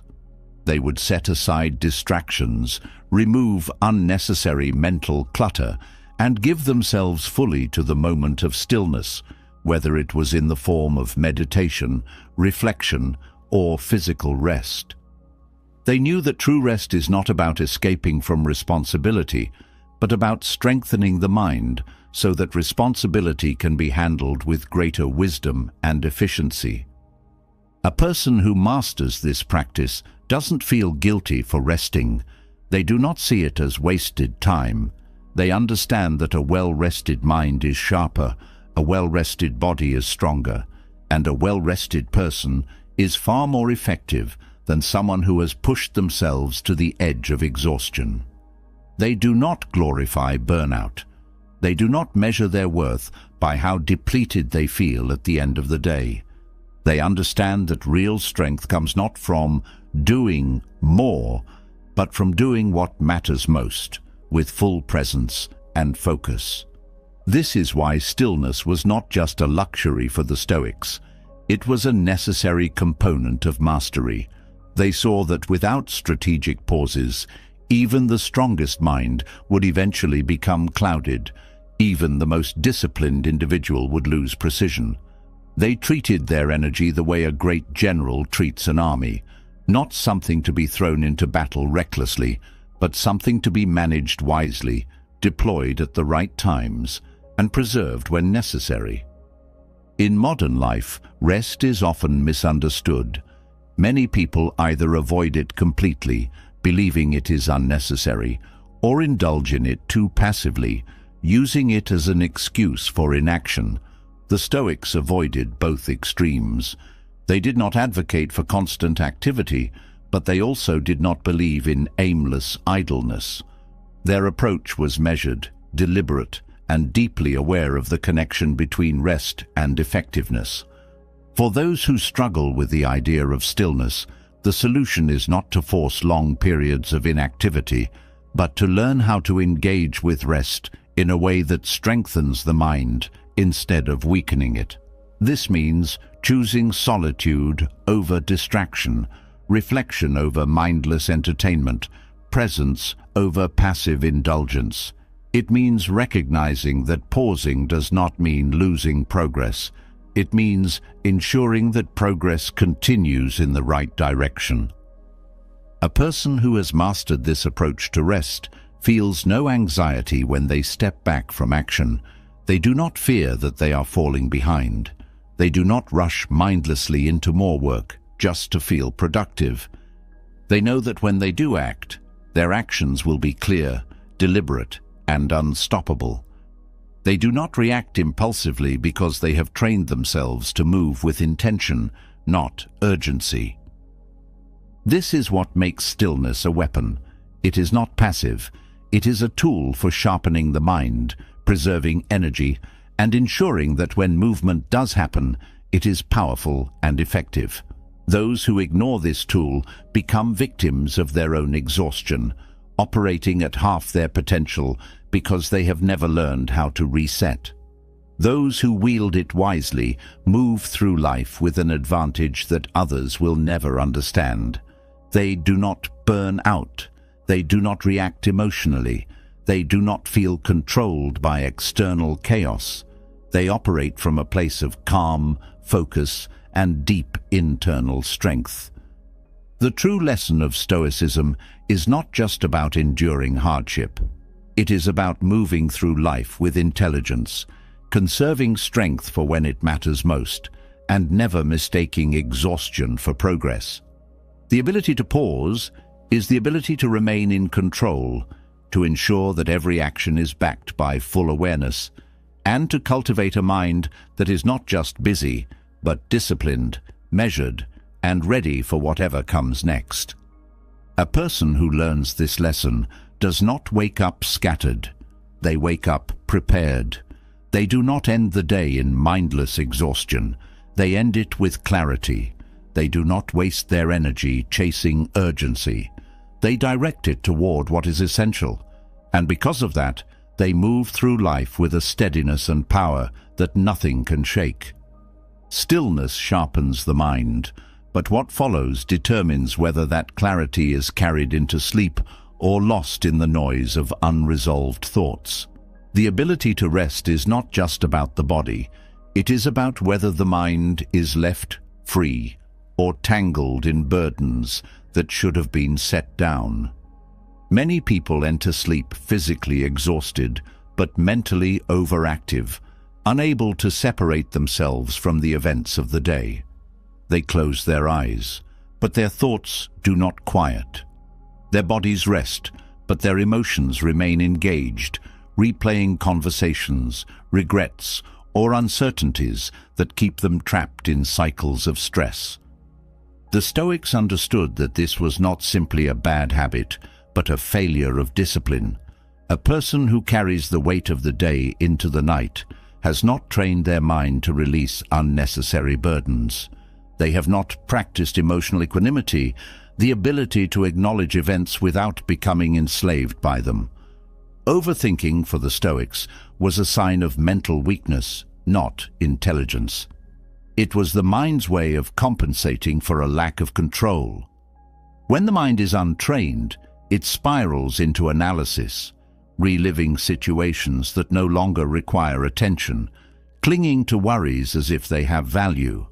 But a mind that has been disciplined into clarity does not waste time chasing what is outside its influence. It closes the day, ends its involvement, and prepares itself for the next, with no residue of unfinished emotions. This ability to close the mind at night is not avoidance. It is a skill. It requires recognizing that thoughts should be chosen, not indulged. Most people do not realize that they allow their minds to run unchecked, feeding into the illusion that more thinking will lead to more solutions. But in reality, most late-night thinking is not problem-solving, but self-torture.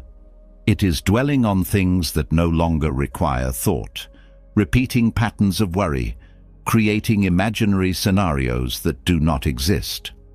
The Stoics saw this clearly and refused to allow their minds to become a source of unnecessary suffering. Emotional equanimity means maintaining mental sovereignty. It means not letting external events dictate inner peace.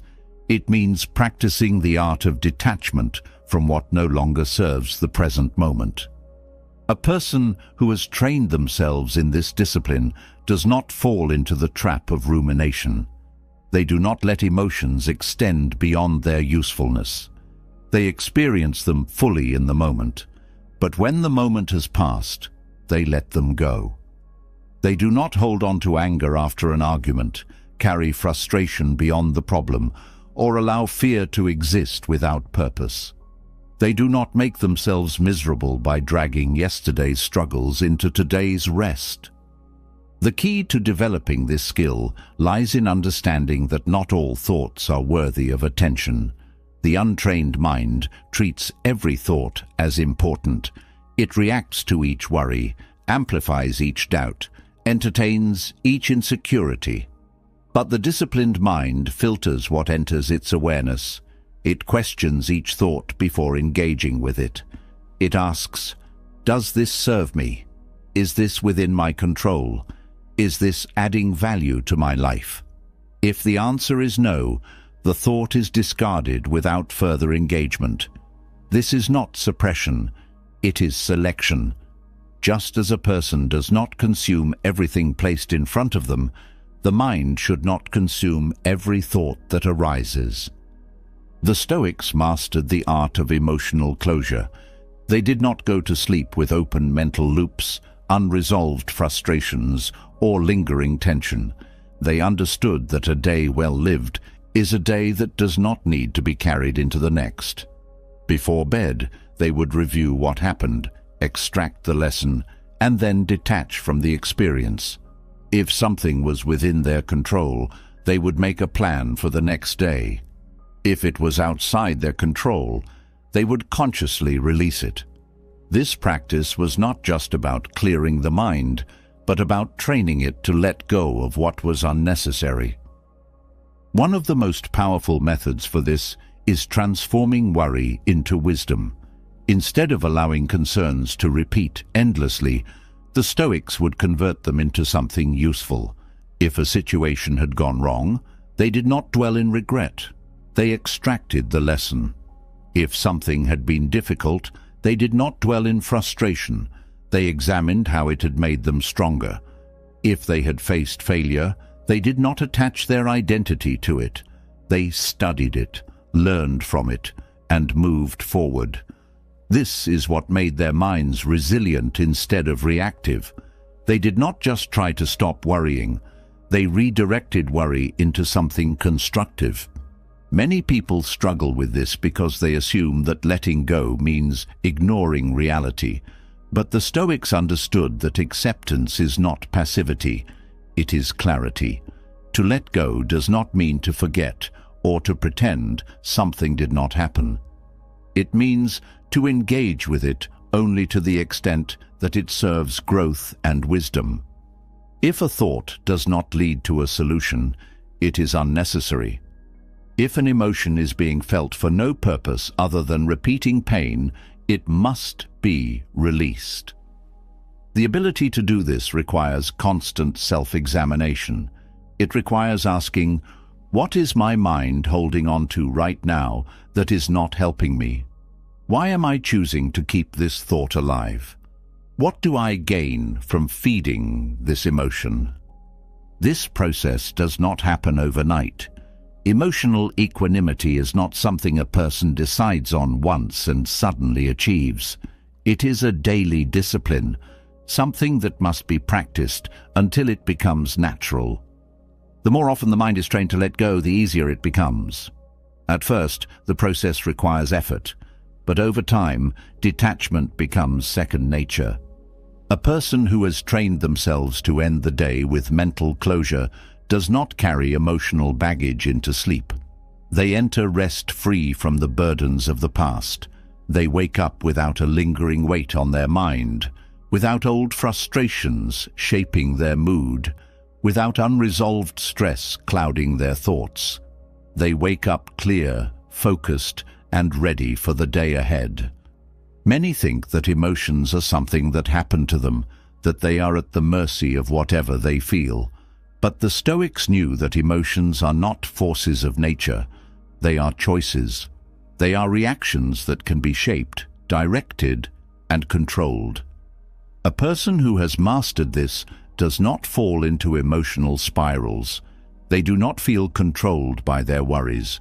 They do not struggle with sleepless nights consumed by overthinking. They decide which thoughts deserve their attention and which do not. They move through life with a steady mind because they have trained themselves not to be pulled in every direction by unnecessary emotion. This is why training the mind for emotional equanimity is one of the most important skills a person can develop. It is not about avoiding difficulties, but about ensuring that those difficulties do not own the mind beyond their necessary moment. It is about knowing how to set down emotional weight when it is no longer useful. It is about moving through life with a mind that is light, clear, and unburdened by anything that does not serve growth. A person who develops this skill no longer experiences the same level of stress. They no longer waste energy on what cannot be changed. They no longer give their peace away to things that are outside their influence. They no longer let a single difficult moment ruin an entire night's rest. This is not an easy discipline, but it is one that transforms life entirely. The person who masters this wakes up each day without emotional residue from the past weighing them down. They wake up mentally fresh, prepared to engage with life fully, without hesitation, without regret, and without the burden of unnecessary suffering. Emotional equanimity brings clarity, but without control over thought itself, the mind remains vulnerable to one of the greatest sources of self-inflicted suffering, overthinking. Many people struggle to fall asleep, not because their bodies are restless, but because their minds refuse to quiet down. The thoughts that should have been set aside continue to spin, repeating the same concerns, replaying old conversations, forecasting problems that have not yet arrived. This cycle of mental clutter is not a sign of intelligence. It is not deep thinking. It is a failure to discipline the mind. The Stoics did not allow themselves to be ruled by thought. They understood that a mind left unchecked would drift toward unnecessary suffering, that mental energy wasted on excess contemplation would drain the strength needed for real action. Overthinking is not reflection. It is indulgence in useless worry. A mind that has not been trained to filter its own thoughts becomes a prisoner of endless internal noise, unable to distinguish between what is useful and what is merely an emotional reaction disguised as logic. The ability to shut down unnecessary thoughts is not about suppressing emotions or avoiding problems. It is about learning how to engage with thought deliberately instead of being consumed by it. A person who has mastered this does not get trapped in loops of anxiety, does not lie awake running through countless scenarios, does not let the same concerns repeat endlessly without resolution. They have trained their minds to filter what deserves attention and discard what does not. One of the most effective ways the Stoics accomplished this was by simplifying mental engagement. When faced with a flood of thoughts, they did not entertain every possibility. They did not allow their minds to expand endlessly into different directions, weighing every possibility until exhaustion. Instead, they trained themselves to ask one decisive question that would immediately clarify the situation. This question was always aimed at separating the necessary from the unnecessary, the real from the imagined, the useful from the distracting. It was a tool to cut through mental fog, to stop overthinking in its tracks before it could take hold. The exact form of the question varied, but its purpose was always the same: to silence doubt and bring immediate clarity. The power of this method lies in its simplicity. Most people overthink because they believe that more thought leads to better solutions. But in reality, most problems are not solved by more thinking, but by clearer thinking. The Stoics knew that clarity is not found in excess thought, but in reducing thought to what is essential. Instead of spiraling into endless considerations, they would ask one defining question that forced the mind to choose its next step. This technique eliminates the habit of mentally circling the same concerns without progress. It stops the mind from expanding problems beyond their actual size, prevents unnecessary worry from turning into full-blown anxiety, and redirects energy toward what is within control. A person who practices this regularly rewires their mental habits, no longer reacting emotionally to every thought, no longer feeding into the illusion that constant contemplation leads to peace. Epictetus, one of the greatest Stoic teachers, understood this deeply. He saw that most human suffering comes not from actual events, but from the thoughts people attach to those events. A problem itself is rarely the cause of distress. It is the interpretation of the problem, the imagined consequences, the exaggerations and fears that accompany it. He taught that the key to avoiding mental spirals is to recognize when the mind is feeding itself unnecessary distress. The mind must be trained to identify when thought is productive and when it is destructive. Overthinking rarely brings solutions. It brings exhaustion. It creates false problems that did not exist before they were analyzed to death. It distorts reality by focusing only on what could go wrong, what was said incorrectly, what may happen in some uncertain future. This habit does not create wisdom. It creates suffering. The Stoics saw that a mind left untrained in thought control becomes its own worst enemy. Instead of using thought as a tool, it becomes trapped within it, unable to break free from its own cycles of doubt and analysis. This is why they place such strong emphasis on knowing when to stop thinking, knowing when a decision had been made, knowing when further contemplation was no longer useful. A person who has mastered this does not lie awake at night battling their own mind. They do not allow their thoughts to dictate their emotions. They decide which thoughts are given attention and which are dismissed without further engagement. They are not controlled by worry, not pulled into hypothetical scenarios, not emotionally disturbed by mental clutter. The ability to detach from excessive thought is a form of freedom. It is what allows a person to move through life without being weighed down by their own unnecessary concerns. It ensures that energy is directed only toward what matters, that stress is not self-imposed, that the mind remains sharp and focused instead of clouded by pointless reflection. This discipline is not developed overnight. It is something that must be practiced repeatedly until it becomes natural. The first step is recognizing when overthinking is occurring. Most people do not even realize they are engaging in it. Their thoughts feel important, their worries feel justified, their concerns seem real. But a trained mind catches overthinking early. It sees when thought is beginning to spiral and stops it before it gains momentum. The second step is cutting through the noise with clarity. This is where the one-question technique becomes invaluable. Instead of letting the mind continue unchecked, the person stops and asks, "Does this require more thought, or am I just feeding a mental loop?" This single question is often enough to break the cycle.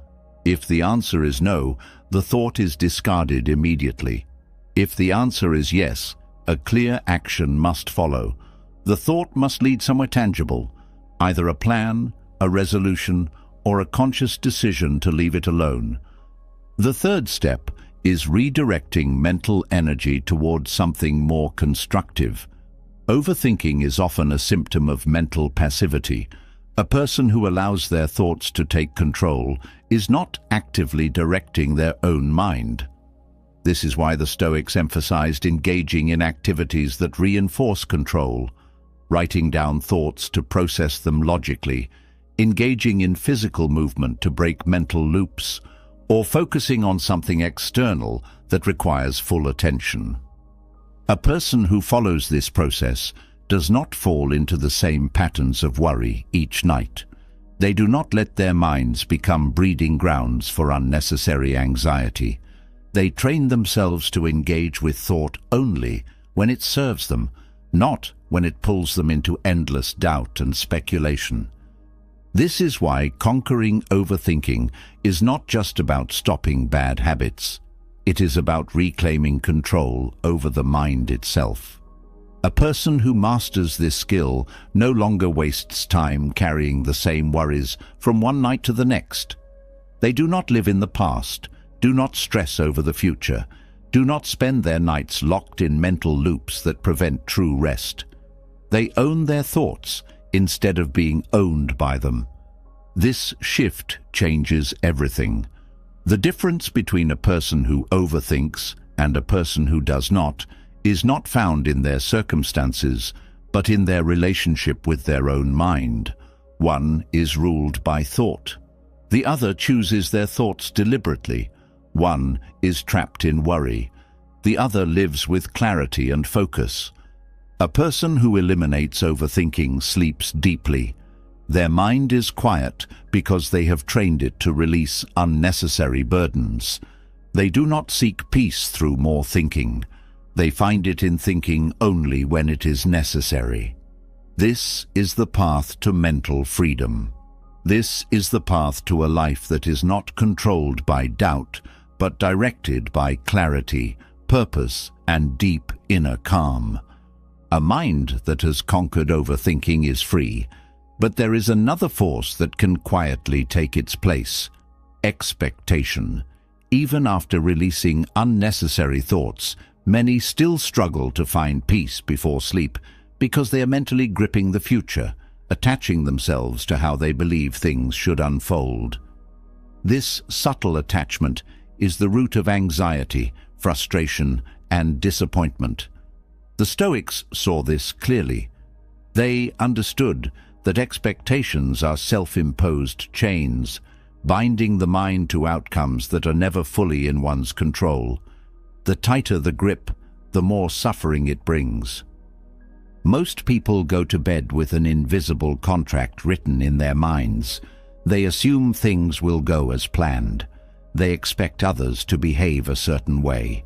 They believe tomorrow must unfold in a way that meets their preferences. This silent demand on life is the source of much distress. When the world inevitably acts according to its own nature rather than personal wishes, disappointment follows. The person who has not trained themselves in detachment will feel wronged, unsettled, or even resentful, not because life has been cruel, but because they expected something that was never promised.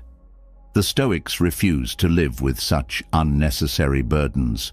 They approached life without entitlement, without assuming that anything owed them an easy path. They knew that detachment from expectation is not pessimism. It is liberation. A person who expects nothing cannot be shaken by disappointment. They cannot be disturbed by unforeseen events.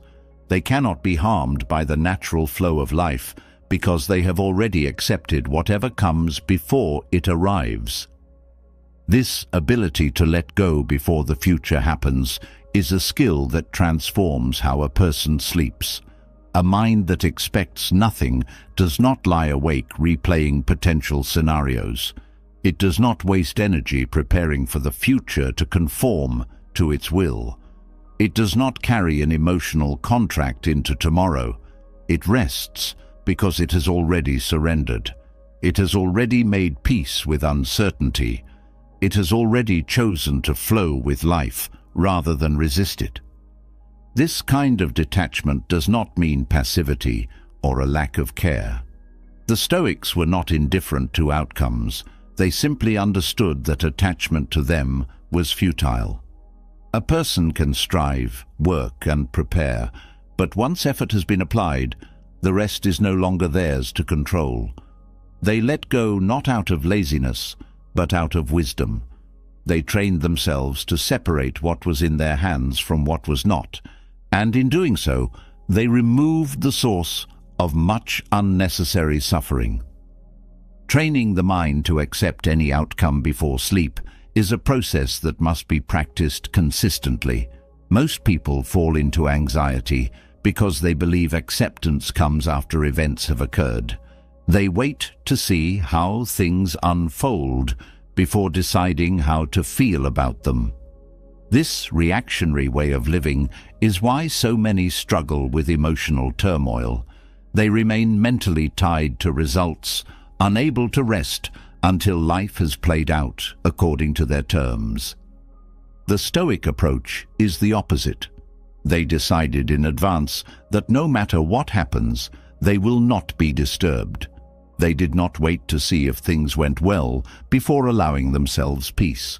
They cultivated an unshakable mindset that remained the same whether events were favorable or not.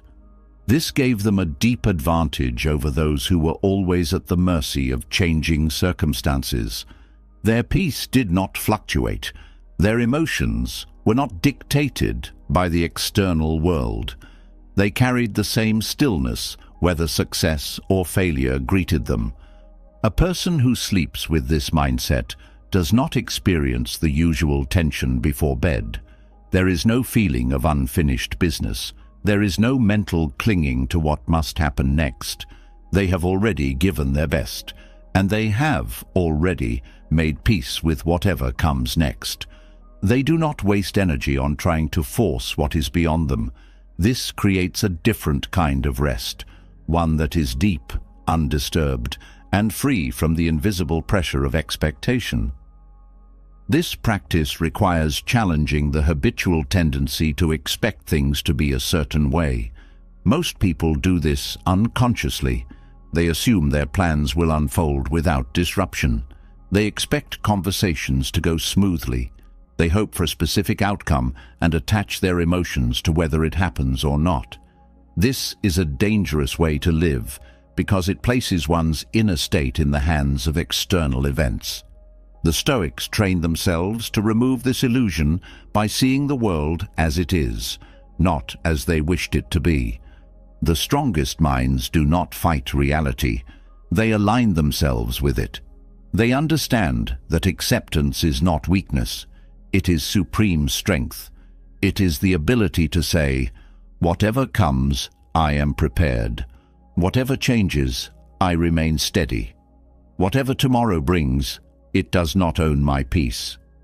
This kind of detachment does not eliminate effort or drive. It removes the unnecessary suffering that comes from attachment. The person who internalizes this does not start the day in emotional chaos. They do not wake up stressed over things that have not yet happened. They do not waste the morning trying to predict or control events that are already unfolding beyond them. They step into the day ready for anything, expecting nothing, and therefore disturbed by nothing. This is not indifference. It is the highest form of mental discipline. It is the realization that true peace is not found in securing perfect outcomes, but in releasing the need for them. The one who masters this sleeps differently. Their nights are not stolen by fear of the unknown. Their energy is not drained by mental negotiations with reality. Their happiness is no longer tied to whether the world meets their expectations or not. Most suffering comes from trying to control what is not in one's control. A person who has not trained themselves in detachment feels every shift in life as if it is a personal attack. They believe things must go a certain way for them to be at peace. They demand that the universe conforms to their wishes, and when it does not, they struggle, they react, they resist. They waste energy fighting something that was never theirs to dictate. The Stoics removed this unnecessary pain by eliminating the belief that life must be a certain way for them to be content. They did not bargain with existence. They did not place their happiness in the hands of outcomes. They understood that if peace depends on the external world, it will always be unstable. But if peace is rooted in the unshakable decision to expect nothing and accept all, it cannot be taken away. A person who expects nothing still hopes, still works, still strives, but they do so without attachment. They do not give their happiness to an outcome. They do not tie their peace to what happens next. They do what is within their power, and then they let go. This is what makes them strong. This is what allows them to rest deeply at night and wake up without anxiety. Their mind does not resist what is coming because it has already made peace with all possibilities. This way of thinking is foreign to many because the world conditions people to believe that expectation is natural and necessary. But expectation is a fragile way to live. It places too much emotional weight on things that can never be fully controlled. The one who breaks free from this conditioning discovers something rare, happiness that does not depend on circumstances. This shift changes everything. The person who learns to expect nothing does not waste their life in frustration. They do not live in fear of things not going their way. They do not place their sense of well-being on forces outside of them. They move through life lightly, unattached, and therefore untouchable. Their peace is no longer something that must be earned. It is something that exists simply because they have chosen to no longer bargain with the world for it. This is the power of expecting nothing. It is not emptiness. It is not resignation. It is freedom. It is knowing that happiness is no longer something that can be taken away, because it is no longer something that depends on anything but the clarity of one's own mind. A mind that expects nothing is free from anxiety, but there is still one mistake that can quietly drain a person's strength: treating rest as optional. Many see sleep as something passive, something taken when convenient, something that exists outside the realm of discipline. This is why so many suffer from exhaustion. They fail to recognize that rest is not a luxury, it is a responsibility. The Stoics never viewed sleep as mere relaxation. They saw it as an essential part of building resilience, sharpening the mind, and preparing for life's challenges. To neglect rest is not just to neglect comfort, but to weaken the ability to live well. A person who treats sleep as indulgence is a person who has not yet understood its purpose. They see it as something to squeeze in between obligations, something that can be sacrificed in the name of ambition, something that can be delayed when distractions feel more urgent. This mindset is the root of burnout. It is the reason why people move through life drained, sluggish, unable to think clearly, unable to respond to challenges with strength. They fail not because they lack effort, but because they have depleted themselves before effort even begins. The Stoics did not allow themselves to live in such a reckless manner. They approached sleep with the same discipline, intentionality, and respect for order as they did every other aspect of life. They did not see rest as separate from strength. They saw it as a tool that fortified the mind, an essential process that made rational thought possible, a form of preparation that ensured resilience in all situations. Those who ignore this truth believe they are working harder by sacrificing sleep, but in reality, they are weakening the very thing that allows them to work effectively. A soldier who never sharpens his sword will one day find himself defenseless. A mind that is never allowed to rest will one day find itself incapable of focus, clarity, or sound decision-making. The discipline of rest is not about seeking comfort. It is about ensuring that when action is required, the body and mind are both prepared to face it fully. The unprepared mind hesitates. The prepared mind moves without doubt. The difference is found in how well it has been maintained. This understanding changes how sleep is approached. It is no longer something that is taken randomly whenever exhaustion forces it. It becomes something that is guarded, prioritized, and treated with the same seriousness as physical training, intellectual sharpening, and emotional control. It is not an escape from duty. It is a duty itself, a responsibility not just to the self, but to those who depend on clarity, wisdom, and strength in every decision that is made. A person who neglects rest is a person who weakens their own foundation. They try to push forward, but their mind is slow. They try to solve problems, but their thinking is clouded. They try to endure difficulty, but their patience is thin. This is because rest is not just about physical recovery. It is about maintaining mental sharpness, emotional steadiness, and the ability to think clearly in times of crisis. Marcus Aurelius, one of the greatest Stoic philosophers and Roman emperors, understood this deeply. Despite ruling over an empire and carrying the weight of leadership, he did not glorify sleeplessness. He did not see exhaustion as a virtue. He knew that a tired mind is a weak mind, and a weak mind makes poor decisions. The Stoic approach to rest is rooted in balance, not indulgence. It is not about sleeping excessively or using rest as an excuse for inaction. It is about recognizing that restoration is necessary for a life of disciplined action, clear thought, and wise judgment. A person who sleeps well does not do so because they are lazy. They do so because they respect their own mind enough to ensure it is always functioning at its highest potential. There is a reason why so many fail to maintain this discipline. They associate rest with laziness. They have been conditioned to believe that working harder means sacrificing sleep, pushing beyond exhaustion, ignoring the body's signals, and treating fatigue as something to be conquered rather than respected. This is a dangerous illusion. It leads not to greatness, but to a slow and inevitable collapse. Those who think they are making progress by depriving themselves of rest do not realize that their progress is inefficient, their decisions are impaired, and their endurance is short-lived.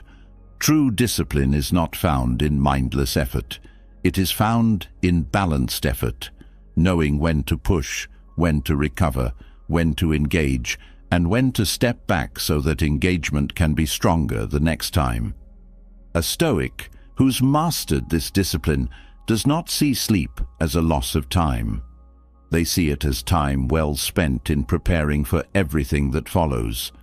They do not hesitate to rest when needed, because they understand that energy is a resource to be managed wisely, not wasted recklessly.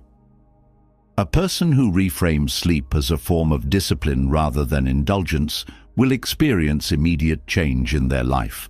They will wake up with a sharper mind, a steadier mood, and a sense of control over their own energy levels.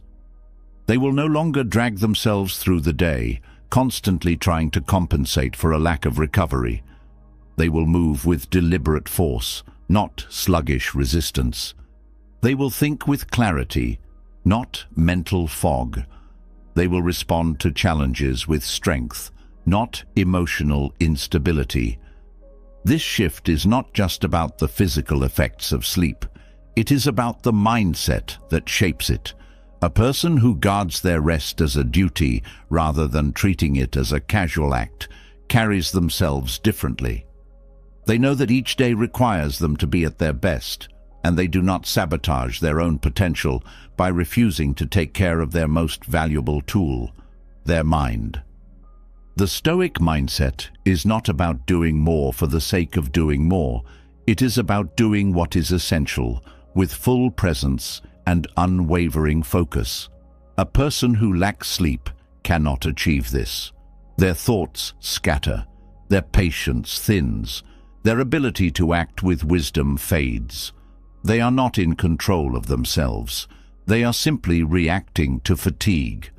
Those who respect their own minds will not allow this to happen.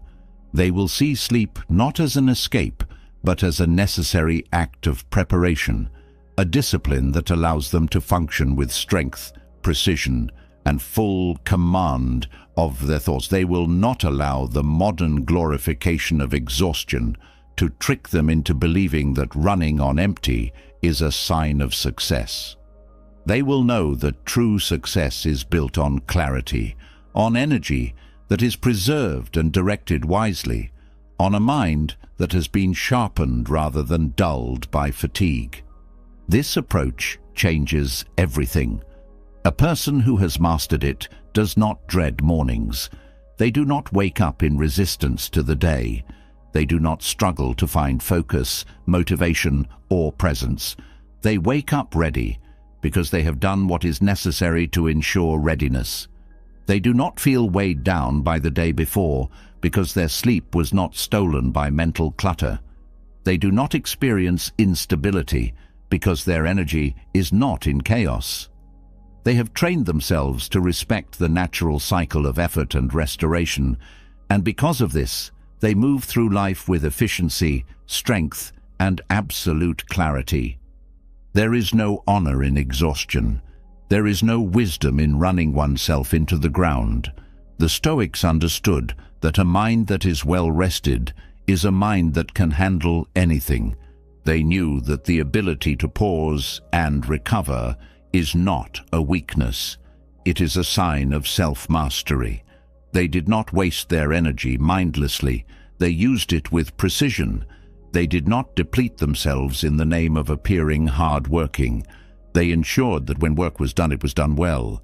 A person who internalizes this lesson will find themselves operating on a higher level than those who see rest as optional. They will think more clearly, move more decisively, and feel more in control of their emotions. They will not drag themselves through life, constantly compensating for their own self-inflicted exhaustion. They will step into each day fully equipped because they have learned to respect the power of balance. This is the truth that separates those who struggle from those who thrive. The mind must be protected, not just from external distractions, but from the internal self-neglect that comes from ignoring rest. The one who sees sleep as a duty, not an indulgence, will never wake up unprepared. They will never move through life half-present. They will never allow themselves to be ruled by fatigue. They will wake up strong, clear, steady, and because of that, they will always be ready for what comes next. A mind that respects rest as a discipline is a mind that begins to operate with greater precision, clarity, and strength.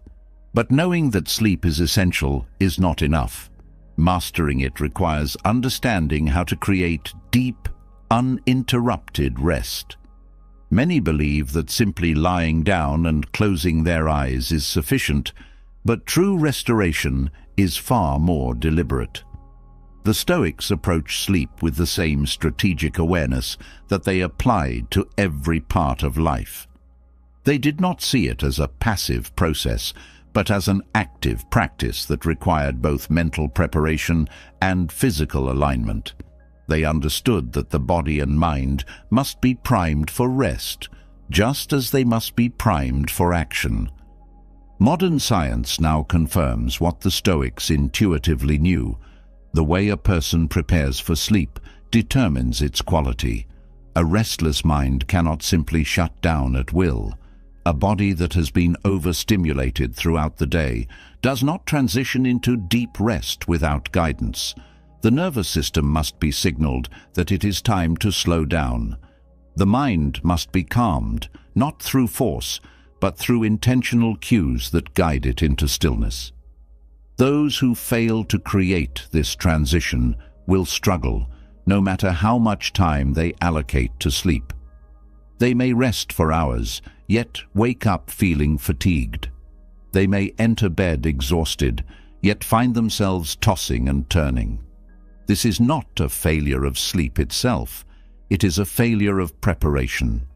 The Stoics mastered this by aligning themselves with natural rhythms, structured habits, and an unshakable internal state. They did not leave rest to chance. They designed their lives in a way that ensured sleep came easily, deeply, and without disturbance. They structured their evenings to decelerate rather than intensify, allowing the mind to let go of unnecessary stimulation before entering rest. They ensured that external conditions supported, rather than interfered with, the body's ability to restore itself. They understood that sleep is not something to be forced, but something to be cultivated through consistency, discipline, and control over one's own physiology. A person who sleeps like a Stoic does not experience the common struggles of modern restlessness. They do not suffer from racing thoughts, sporadic wakefulness, or the feeling of waking up more tired than when they went to bed. Their sleep is structured, disciplined, and aligned with both ancient wisdom and modern scientific understanding. This is not a random occurrence.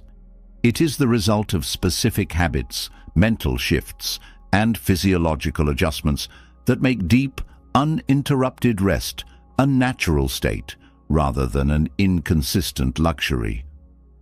One of the most critical factors in achieving this is understanding how to reset the nervous system before sleep. The human body is not designed to move from high stimulation to deep rest instantly. It operates on biological rhythms that must be respected. Those who fail to recognize this find themselves constantly battling against their own physiology. They try to sleep while their nervous system is still activated. They attempt to force relaxation while their stress response remains engaged. This is why so many suffer from restless nights. It is not that they lack sleep, but that they have not learned how to transition into it properly. The Stoics were deeply aware of the body's need for rhythm and consistency. They structured their evenings with intention, ensuring that their minds and bodies were not trapped in high-alert states before bed. They understood that what happens before sleep determines the quality of sleep itself. Modern science confirms this. The nervous system must shift from sympathetic activation, the state of alertness, to parasympathetic dominance, the state of relaxation, for sleep to be deep and restorative. Those who fail to make this shift will find themselves waking up frequently, struggling to enter deep sleep stages, or waking up exhausted despite having slept for hours. This is why intentional rituals before bed are non-negotiable. The person who masters sleep does not end their day in chaos. They do not consume stimulating content, engage in high-energy conversations, or allow their mind to race in unresolved thought cycles. They deliberately lower external stimulation, ensuring that the nervous system is not being fed signals of stress, urgency, or overactivity. They recognize that the mind does not operate separately from the body. Whatever state the body is in, the mind will follow. This is also why consistency in sleep cycles is critical. The body thrives on predictability. The mind becomes accustomed to patterns. When sleep times are erratic, when the body does not know when rest will come, the nervous system remains in a state of mild uncertainty. This is why those with inconsistent sleep schedules struggle to feel truly rested. Their bodies do not trust the rhythm of their rest. Their minds do not receive clear signals that allow for deep, uninterrupted recovery. Their systems remain partially alert, even in sleep, because they have not been given the stability required for full release. A disciplined sleep cycle ensures that the brain, body, and nervous system align with natural restoration. This is not a matter of willpower. It is a matter of biology, training, and respect for the systems that govern energy, alertness, and recovery.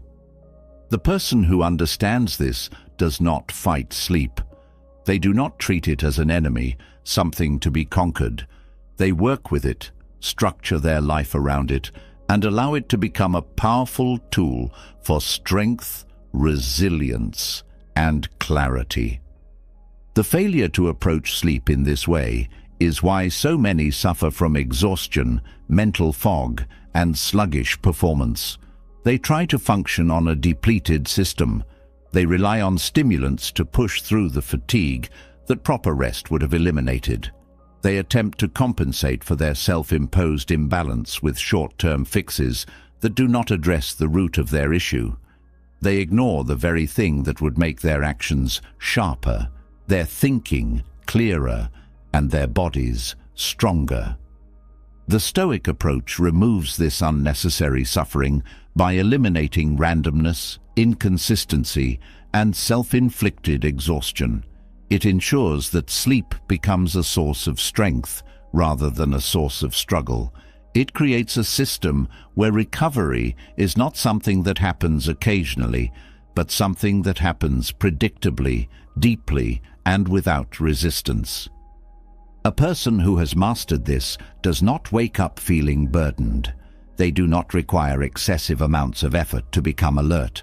They wake up already in command of their energy, already steady in their thoughts, already prepared for the demands of the day. Their nights are not battles against restlessness. Their mornings are not battles against fatigue. They have structured their lives in a way that ensures sleep is working for them, rather than against them. This is why those who embrace this discipline experience a completely different reality than those who do not. They do not see rest as separate from performance. They do not treat exhaustion as a normal state.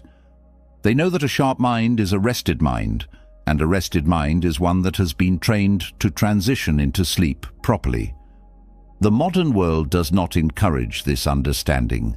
It glorifies endless stimulation, high levels of activity, and a mindset that views sleep as secondary.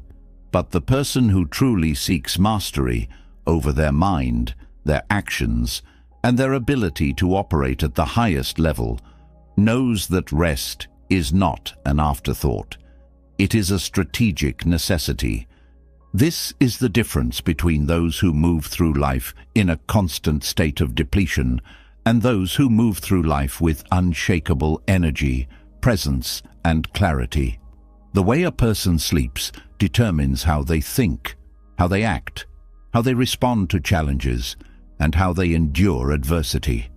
It determines whether they function as a reactive, exhausted version of themselves, or as a person who is fully equipped to meet life with complete control. Those who fail to master this will always feel as if they are catching up, as if they are pushing through barriers that should not exist.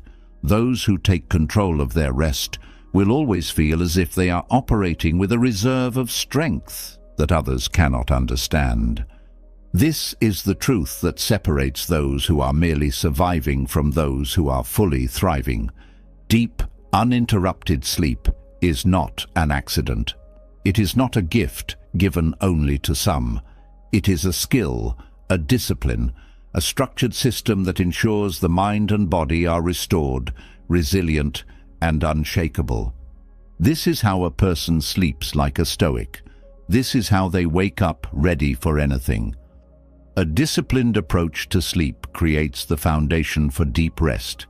But there is one final barrier that often stands in the way: the need for control. A mind that holds tightly to the illusion of control will never fully release itself into rest. Even if the body is still, even if the eyes are closed, even if the environment is quiet, the mind remains tense, scanning for potential problems, resisting uncertainty, refusing to let go. This is why so many struggle to sleep, not because their bodies are unwilling, but because their minds are still trying to solve, fix, plan, or control something beyond their reach. The Stoics understood this deeply. They knew that control is not something we own. It is something we must be wise enough to discern. They trained themselves to recognize what was within their power and what was not. They knew that fighting reality is the source of endless suffering, that resisting the natural flow of life does not create solutions, but only deepens anxiety. A person who cannot surrender to what they cannot change will always be in conflict with themselves, and that conflict does not disappear at night. It follows them into sleep, turning rest into a battlefield. Letting go of control before sleep is not about giving up. It is not about indifference. It is about choosing peace over resistance, choosing clarity over mental exhaustion, choosing to trust life instead of exhausting oneself, trying to force it. This shift is the key to eliminating stress-related insomnia, to freeing the nervous system from the grip of over-responsibility, to creating a space where sleep can naturally take hold rather than feeling like an impossible task. A person who has not yet learned this will find themselves lying awake, replaying conversations, forecasting potential failures, trying to piece together plans that cannot be finalized in that moment. They will turn over every detail of an issue, convinced that more thought will bring clarity, that more mental effort will bring resolution. But problems are not solved in a state of desperation. A mind that is frantic, that refuses to let go, that is still clinging to control, will never find the peace it is looking for. The irony is that true clarity only arrives when the mind is relaxed enough to receive it. Just as muddy water settles when left undisturbed, the mind finds its best solutions when it stops gripping, forcing, and exhausting itself in an endless loop of control. The more tightly a person tries to control things, the more they suffocate their own ability to think clearly, to respond wisely, to allow space for insight and resolution to emerge naturally. This is why learning to trust life is one of the most powerful mental shifts a person can make. It does not mean abandoning effort. It does not mean allowing life to dictate everything. It means knowing where effort ends and surrender begins. It means recognizing that no amount of worrying, over-planning, or mental resistance will change what is already outside of one's control. It means understanding that peace is not found in controlling life. It is found in mastering one's response to it. The Stoics trained themselves to release attachment to results, to let go of the idea that they could control every outcome, every detail, every possibility.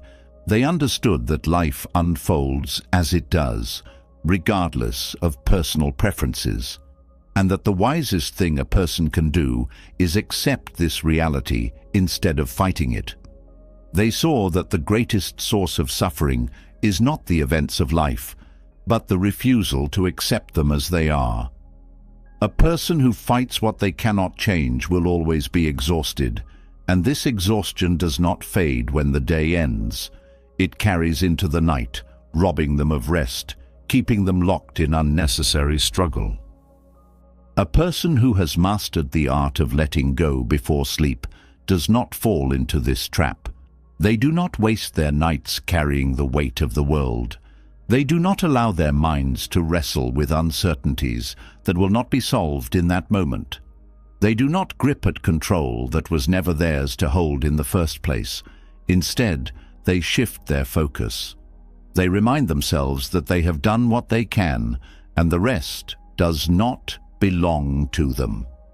They train themselves to release the day fully, without regret, without unfinished mental loops, without resistance to the unknown. This ability to release control is not weakness, it is the highest form of strength. A person who can let go is not passive, they are wise. They know that trying to control the uncontrollable does not bring security, it only brings exhaustion. They recognize that trusting life is not about blind faith. It is about choosing to stop wasting energy on battles that cannot be won. They understand that peace is a choice, not a result of perfect circumstances. A person who internalizes this shift experiences a completely different kind of sleep. Their mind is not restless because it has learned to trust that solutions will come in their own time. Their nervous system is not tense because it has been signaled that the fight is over for now. Their thoughts are not racing because they have trained themselves to release the day rather than carry it endlessly forward. This approach transforms the quality of rest. Sleep is no longer a struggle. It is a natural state that arrives easily, deeply, and without resistance. The mind does not need to be forced into sleep when it has already been freed from the chains of control. A person who understands this wakes up refreshed, clear, and fully restored, rather than feeling like they barely escaped their own thoughts long enough to rest. The reason so many struggle with this is because they have been conditioned to believe that control equals safety. They think that if they let go, they will be unprepared, vulnerable, exposed to failure. But the truth is, clinging to control creates more instability than it prevents. It keeps the mind in a state of tension, keeps the body from fully relaxing, keeps sleep from ever reaching the deep restorative state that the nervous system requires. The only way to break this cycle is to rewrite the relationship between control and rest. A person must train themselves to understand that letting go does not mean losing power. It means reclaiming it. It means deciding that peace is no longer something that must be earned through excessive thought, but something that is chosen by refusing to engage in unnecessary struggle. It means remembering that life will unfold as it does, and no amount of worry will change that. This shift does not happen instantly. It must be practiced, reinforced, and made into a habit. Just as the Stoics trained themselves to detach from external circumstances, a person must train themselves to detach from the need to control before sleep. They must remind themselves every night that they have done what they can, and that is enough. They must release the false belief that more mental effort will bring certainty, and instead embrace the reality that certainty is an illusion. A person who makes this a practice transforms the way they sleep, the way they wake up, and the way they engage with life itself. They no longer enter each day exhausted from mentally battling what cannot be changed. They no longer bend their nights gripping at thoughts that do nothing but drain them. They move through life with calm, focus, and clarity because they have learned the ultimate truth. Control was never the key to peace. Letting go was. And in that release, they find the deepest rest, the greatest freedom, and the most powerful state of mind they have ever known. A mind that has learned to let go before sleep awakens with a rare kind of freedom, unburdened, steady, and fully present. But there is another essential piece to mastering rest and effort, one that often goes overlooked in the pursuit of productivity and self-improvement: balance. The ancient Stoics understood that the human experience is not meant to be lived in a state of constant push or endless withdrawal. Neither excess effort nor excessive rest creates true strength. Instead, the ability to move seamlessly between effort and restoration, work and recovery, exertion and renewal, this is the foundation of a powerful, resilient mind. Many believe that discipline means relentless force, a never-ending grind where rest is treated as weakness. Others fall into the opposite trap, seeking ease and comfort, avoiding all struggle and mistaking stagnation for peace.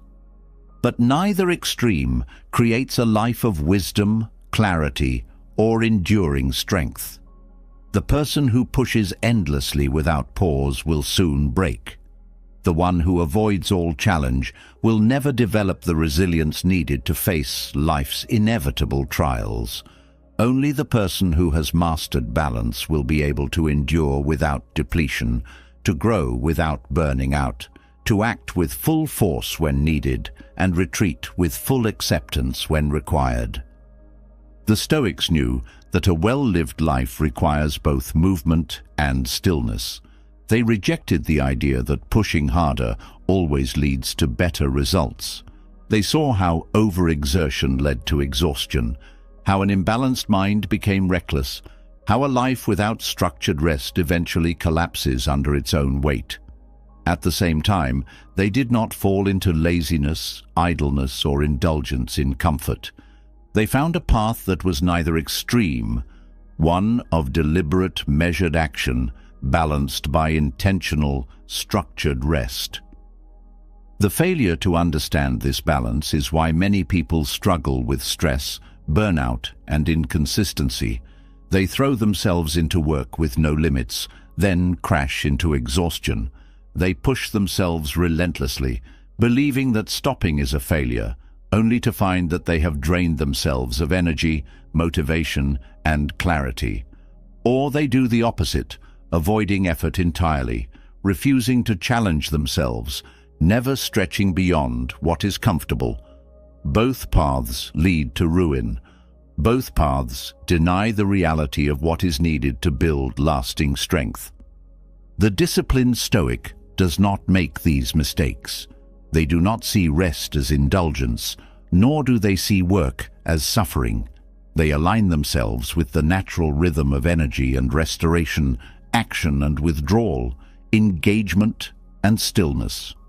They push forward when necessary, but they do not grind themselves into the ground. They pause when required, but they do not allow comfort to make them soft. They walk the middle path, the only path that leads to lasting power. Many struggle with this because they do not see rest as an active practice. They assume that resting is simply doing nothing. But structured rest is not the absence of effort. It is effort directed toward renewal. The Stoics didn't rest aimlessly. They didn't waste time in idleness or meaningless distractions. They used rest as a way to sharpen themselves, to return to a state of clarity, to ensure that when they re-entered effort, they did so with full capacity. This is the difference between mindless exhaustion and strategic discipline. The person who has not trained themselves in balance burns out quickly, never reaching their true potential because they constantly deplete themselves without recovery. The one who has mastered balance understands that effort is only as strong as the ability to recover from it. A mind that is well rested can sustain effort longer, with greater focus, with more stability. A body that is given time to repair will last longer, will be stronger, will not collapse under strain. This approach does not mean avoiding difficulty. It does not mean seeking comfort over growth. It means developing the wisdom to know when to push and when to pause. A warrior does not fight without strategy. They choose their battles, conserve their strength, train for endurance, and ensure that when they do act, they do so with full capacity. The same is true for the disciplined mind. It does not waste itself on meaningless struggle. It does not fight battles that do not need to be fought. It does not drain itself unnecessarily.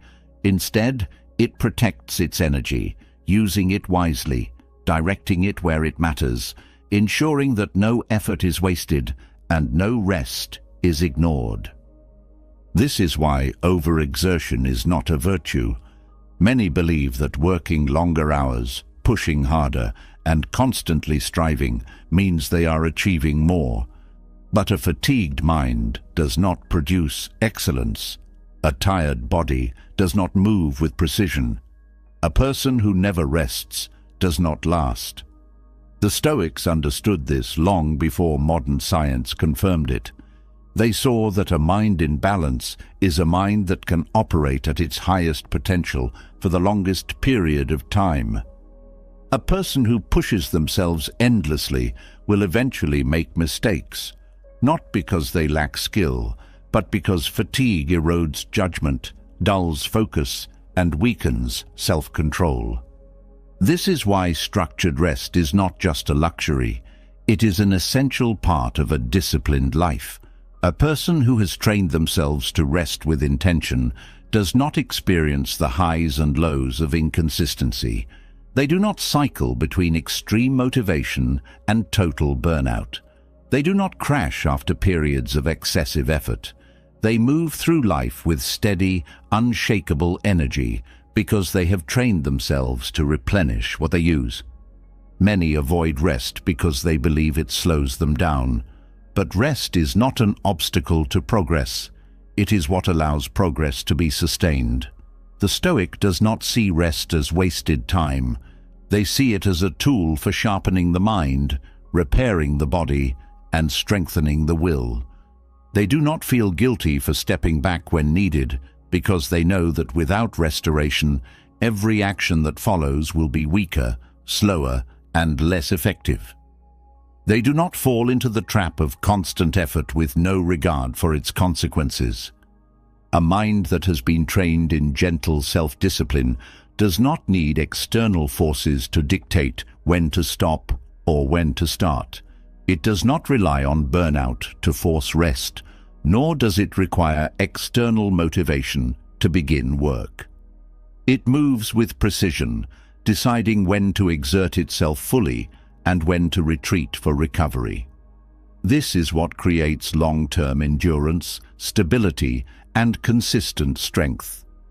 The person who masters this approach experiences a completely different kind of life. They do not wake up already drained. They do not reach the middle of the day exhausted from overexertion. They do not collapse at night, unable to turn off their mind.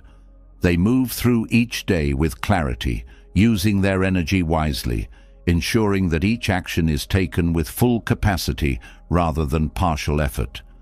This is the wisdom that so many overlook. They believe discipline is about force, about pushing harder, about ignoring the body and mind's need for recovery. But the strongest individuals are not those who push endlessly. They are those who push intelligently, who recover deliberately, who know that true strength is found in balance, not extremes. This is why the Stoics lasted. They did not burn out. They did not break. They endured. They knew when to press forward and when to retreat. They knew when to act and when to rest. They knew that a life of mastery is not built on reckless effort, but on a rhythm of exertion and restoration, work and recovery, engagement and withdrawal. A person who follows this path does not experience the common struggles of modern life, the endless fatigue, the chronic stress, the cycles of burnout and collapse. They live with a sense of stability, steadiness, and full command over their own energy. They are not controlled by external demands or internal chaos. They move with certainty because they have trained themselves to be in balance. They know when to push, they know when to rest, and because of this, they never break. A mind that has mastered balance moves through life with clarity, endurance, and purpose. It does not collapse under the weight of exhaustion, nor does it lose itself in idleness. But even the most disciplined mind can suffer if it does not cultivate one essential habit: gratitude. The way a person ends their day determines not just the quality of their sleep, but the quality of their entire existence. A mind that dwells on what is missing, on what went wrong, on what was frustrating will always suffer. A mind that trains itself to see what was good, what was meaningful, what was enough, will always find peace. The Stoics understood this deeply. They knew that gratitude is not something that happens naturally. It is something that must be cultivated with discipline. The default state of the mind is to focus on what is lacking, to seek what is missing, to dwell on problems instead of appreciating what is present. Left untrained, the mind will always find reasons to be dissatisfied. It will always convince itself that something more is needed before contentment can exist. This is why so many people struggle with fulfillment, why they chase endlessly without ever feeling at peace. They are not lacking external success. They are lacking the ability to recognize what is already there. A person who does not train their mind in gratitude will always live in a state of deficiency, no matter how much they have. They will fall asleep thinking about what they did not accomplish, what they do not have, what they wish was different. They will wake up in the same state of dissatisfaction, carrying that burden into the next day, repeating the cycle endlessly. This is why gratitude is not just a virtue, it is a necessity. It is the single most powerful tool for shifting the mind away from anxiety, frustration, and endless wanting. It is what allows a person to look at their life, no matter how imperfect, and see not what is missing, but what is already meaningful. The practice of daily gratitude reflection is not about forced positivity or pretending that difficulties do not exist. It is about training the mind to see clearly, to recognize that even in hardship there is something of value. Even in struggle, there is something worth appreciating. It is about replacing the habit of dissatisfaction with the habit of acknowledgement, about ensuring that the last thoughts before sleep are not ones of regret, frustration, or longing, but of appreciation, recognition, and acceptance. The Stoics did not wait for gratitude to appear on its own. They made it a deliberate practice. They understood that the mind must be directed toward what is good, just as it must be trained away from what is harmful.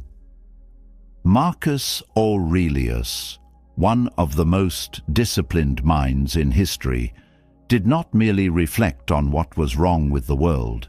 He actively trained himself to find reasons to be grateful, to appreciate even the smallest aspects of life, to recognize that no matter the circumstances, there was always something of worth in each day. This is why reviewing small joys leads to long-term happiness. A person who only acknowledges major victories, grand achievements, or rare moments of success will spend most of their life in dissatisfaction. True fulfillment does not come from rare events.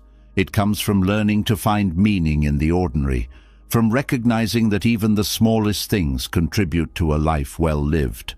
A warm conversation, a moment of laughter, the comfort of a simple meal, the fact that one is alive to experience another day. These are the things that form the foundation of a contented mind. A person who does not train themselves to recognize these small joys will always overlook them. They will move through life seeking something greater, never appreciating what already exists. They will measure happiness by extreme moments, by major milestones, by things that happen too rarely to be the foundation of a peaceful life. The one who learns to see meaning in the ordinary, who finds gratitude in daily life rather than only in special occasions, will be the one who carries peace wherever they go. This is also why gratitude neutralizes daily frustrations. Life will always present difficulties, but difficulty does not have to define the experience of living. A person who has trained themselves in gratitude does not ignore hardship, but they do not allow it to outweigh what is good. They see that even when things go wrong, there are still things that went right. They recognize that even in struggle, there is something to appreciate. They do not allow a single inconvenience, a single setback, a single frustration to consume the entirety of their perspective. Without this practice, negativity always dominates.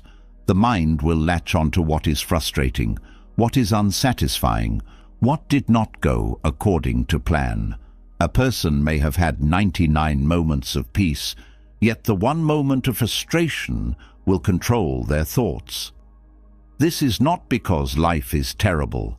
It is because the mind has not been trained to balance perspective. The discipline of gratitude ensures that no single frustration, no single failure, no single imperfection ever has the power to define an entire day. It ensures that even when difficulties arise, they do not overshadow what is still valuable, what is still worth appreciating, what is still meaningful. The most effective way to integrate this practice is through a structured, Stoic-inspired method of gratitude reflection. A mind that is not trained in reflection will always drift toward chaos. It will not naturally focus on what is good. It must be directed, guided, disciplined. The Stoics understood that the act of writing down gratitude, of deliberately reflecting on what is worth appreciating, is not just a small habit. It's a way of reshaping the mind itself. A person who engages in daily gratitude journaling does not leave happiness to chance. They create a record of what is meaningful, reinforcing appreciation, strengthening their ability to see life with clarity rather than dissatisfaction. This is not just a theoretical practice. It is a practical tool for rewiring the way the mind processes life. The act of writing forces clarity. It forces recognition, forces acknowledgement, forces the mind to slow down and notice what is often overlooked. It takes gratitude from being an occasional feeling to being a structured part of daily existence. A person who commits to this practice does not live the same way as one who does not. They experience life with a different lens because they have trained themselves to see what others ignore. They do not allow their minds to be controlled by complaints, by comparison, by dissatisfaction. They have built a habit of seeing what is good, and that habit transforms the way they engage with life. This is why those who practice gratitude consistently experience deeper fulfillment than those who do not. They do not allow their peace to be dictated by circumstances. They do not depend on external events to feel appreciation. They have trained their minds to recognize what is already present, to appreciate what already exists, to see meaning in what is already within reach. This shift is what makes all the difference between a life of endless seeking and a life of sustained contentment. Gratitude is not weakness. It is not passivity. It is not ignoring reality. It is choosing to focus on what strengthens rather than what drains, choosing to see what is valuable rather than what is lacking, choosing to end each day not with frustration, but with recognition of what was worthwhile. It is what allows a person to sleep with peace rather than regret, to wake up with clarity rather than longing, to move through life with a sense of abundance rather than deficiency. A mind trained in gratitude does not collapse under stress. It does not dwell endlessly on what could have been different. It moves forward with steadiness, with appreciation, with the ability to carry peace regardless of external circumstances. This is why the Stoics practiced gratitude, not because they ignored suffering, but because they refused to let suffering be the only thing they saw. A person who masters this practice does not need perfect conditions to be at peace. They create peace because they have learned to see what is already good. And in that ability, they find the rarest thing of all, not just fleeting happiness, but an enduring sense of fulfillment, one that follows them through every challenge, every change, every phase of life. A mind that has trained itself to recognize what is good, to focus on what strengthens rather than what drains, becomes a mind that is naturally resilient. But gratitude alone is not enough.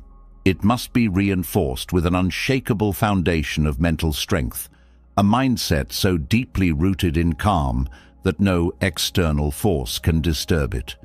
This is not a mindset that appears by accident. It is built, tested, and forged through practice. The Stoics did not simply hope for peace in the midst of chaos. They trained themselves to create it, to remain steady when everything around them was uncertain, to cultivate stillness in a world that constantly tried to shake them. Many struggle to sleep, not because they lack time, but because their minds remain in a constant state of disturbance. Thoughts spiral, anxieties build, fears about the future take hold, and the body, in response, remains on alert, refusing to release itself into rest.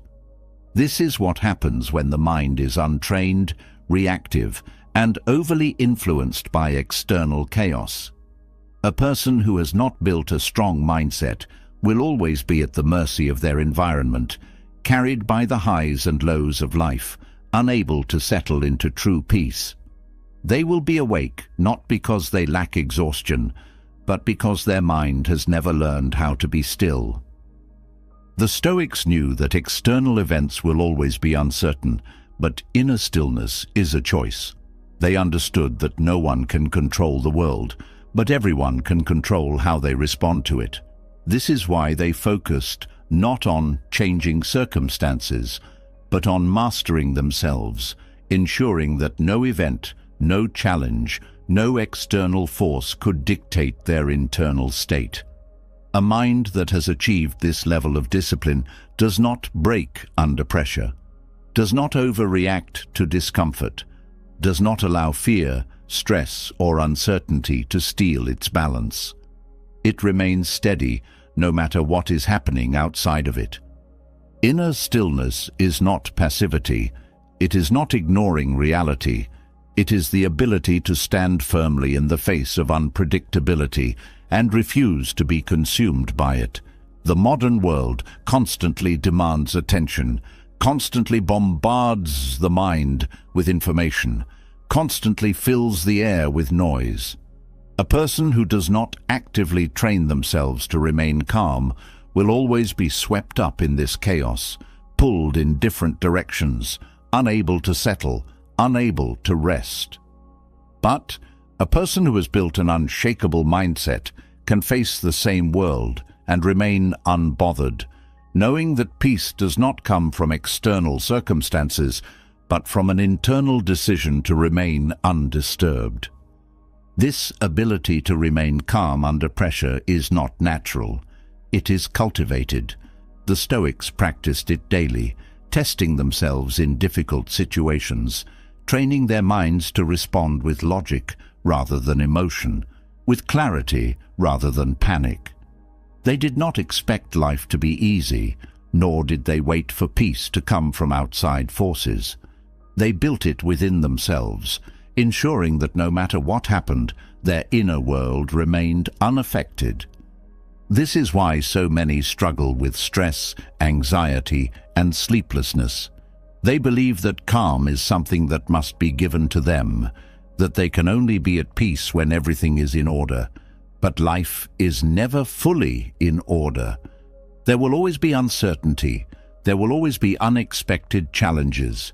There will always be something that could cause distress. The person who depends on external stability for their inner peace will never truly be in control. They will always be reactive, always affected, always waiting for conditions to improve before they allow themselves to feel calm. The Stoics rejected this approach entirely. They saw that emotional mastery was the only way to guarantee peace, that the ability to remain composed in any situation was the true source of strength. They did not allow emotions to control them. They mastered their responses, ensuring that nothing could shake them, that no external event could pull them away from their center. This did not mean they ignored their emotions. It meant they refused to be ruled by them. This level of control over the mind directly affects sleep. A person whose mind is constantly in turmoil, constantly reacting to problems, constantly unable to settle, will struggle to rest. Their body may be exhausted, but their mind will not allow them to relax. They will lie in bed replaying conversations, predicting worst-case scenarios, cycling through frustrations, unable to let go of the day. This is not because they do not need sleep. It is because their mind has never been trained to slow down, to detach, to remain still even in the face of unresolved concerns. A person who has built an unshakable mindset does not experience this battle. They may face the same problems, the same challenges, the same uncertainties, but they do not allow them to take control. They recognize that stress is not in the event itself. It is in how the mind chooses to respond. They train themselves to let go of what does not need to be carried, to release the things that cannot be controlled, to separate what is essential from what is unnecessary. And because of this, they sleep deeply, without disturbance, without overthinking, without the weight of a chaotic mind preventing them from resting. Emotional mastery is not about denying emotions. It is about understanding them, about knowing when they serve a purpose and when they do not. Many people hold on to stress because they believe it is useful, that by worrying, by over-analyzing, by keeping their minds active, they are somehow preparing themselves for the future. But worry is not preparation. Fear is not strategy. Overthinking does not solve problems. It only exhausts the mind and weakens the body. The Stoics knew this, which is why they trained themselves to act when action was needed and release when nothing could be done. They did not waste energy on things that were out of their hands. They focused on what was within their power and let go of the rest. This is the connection between emotional mastery and restful sleep. A person who has trained themselves to remain steady, to detach from unnecessary stress, to accept what they cannot change, will always find rest easier than the person who is still trapped in reactivity. Their mind is not battling itself. Their body is not in a constant state of tension. Their nervous system is not engaged in a fight that does not need to happen. They have developed the skill of releasing the day fully, ensuring that when it is time to rest, they do so completely, without resistance. The reason so many people struggle to achieve this is because they have never trained themselves in the art of stillness. They have never been taught how to step back from their emotions, how to pause before reacting, how to maintain control over their internal state, regardless of external events. The mind, left untrained, will always chase thoughts, will always seek stimulation, will always hold on to unnecessary worries. This is why stillness must be cultivated, just as strength is cultivated, just as endurance is built through repetition and effort. A person who has not yet mastered this will always experience life as chaotic. They will always feel as though they are being pulled in 1,000 directions, unable to find calm, unable to settle, unable to rest. But the person who has trained their mind in Stoic discipline does not experience this. They move through the same world, yet they remain unaffected. They face the same difficulties, yet they remain composed. They experience the same hardships, yet they do not allow those hardships to take control of their thoughts, their emotions, or their ability to live with clarity. This is the ultimate freedom, not the absence of chaos, but the ability to remain calm within it, not the elimination of stress, but the refusal to let stress dictate one's internal state, not the control of external events, but the mastery of one's own mind, ensuring that no matter what happens, sleep comes easily, rest is undisturbed, and the mind remains in complete command of itself. A person who has built an unshakable mindset does not rely on the world to be calm. They have made themselves calm, and because of this, they sleep deeply, live peacefully, and move through life with a kind of strength that no external force can break. A mind trained in discipline, gratitude, and inner stillness does not fear the night. It does not carry the weight of the day into the quiet hours. It does not spiral into restless thought, nor does it resist sleep as if it were an enemy. Instead, it releases. It recognizes that every day has its battles, but none of them belong in the sacred space of rest. This is the mindset that leads to deep, unshakable peace, the kind that is not dependent on circumstances, but built through practice, through choice, through a way of living that is both intentional and free. The Stoics understood that true control is not about forcing the world to conform to personal desires. It is about mastering oneself, ensuring that no matter what happens, the mind remains steady, the heart remains light, and the spirit remains untangled from unnecessary suffering. Sleep is not just a function of the body, it is a reflection of the mind. A mind that is at war with itself will struggle to rest, but a mind that has been trained in stillness will drift into sleep as naturally as the sun sets, effortless, unshaken, at peace.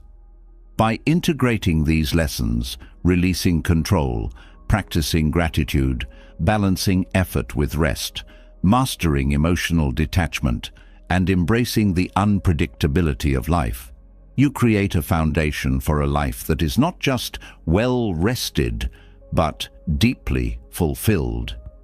The practice of Stoicism does not remove difficulty from life, but it removes the unnecessary suffering created by resistance, by attachment, by fear. You cannot control what happens, but you can control how you respond. And when that response is built on wisdom, clarity, and discipline, peace is inevitable. So now the question is yours to answer. What lesson resonated with you the most? What is the one Stoic principle that you know will change your nights, your mornings, and your entire way of engaging with life? Drop it in the comments below and share your perspective. Your insight might be the one that helps someone else break free from sleepless nights and restless thoughts. If you found value in this, don't just keep it to yourself. Subscribe to the channel and be part of this growing community of people dedicated to mastering their minds, their emotions, and their lives. There's always another level of wisdom to uncover, another perspective to sharpen, another lesson to embody. Turn on notifications so you never miss what comes next. And until then, sleep deeply, live wisely, and walk through life with the strength of someone who no longer fights what they cannot control.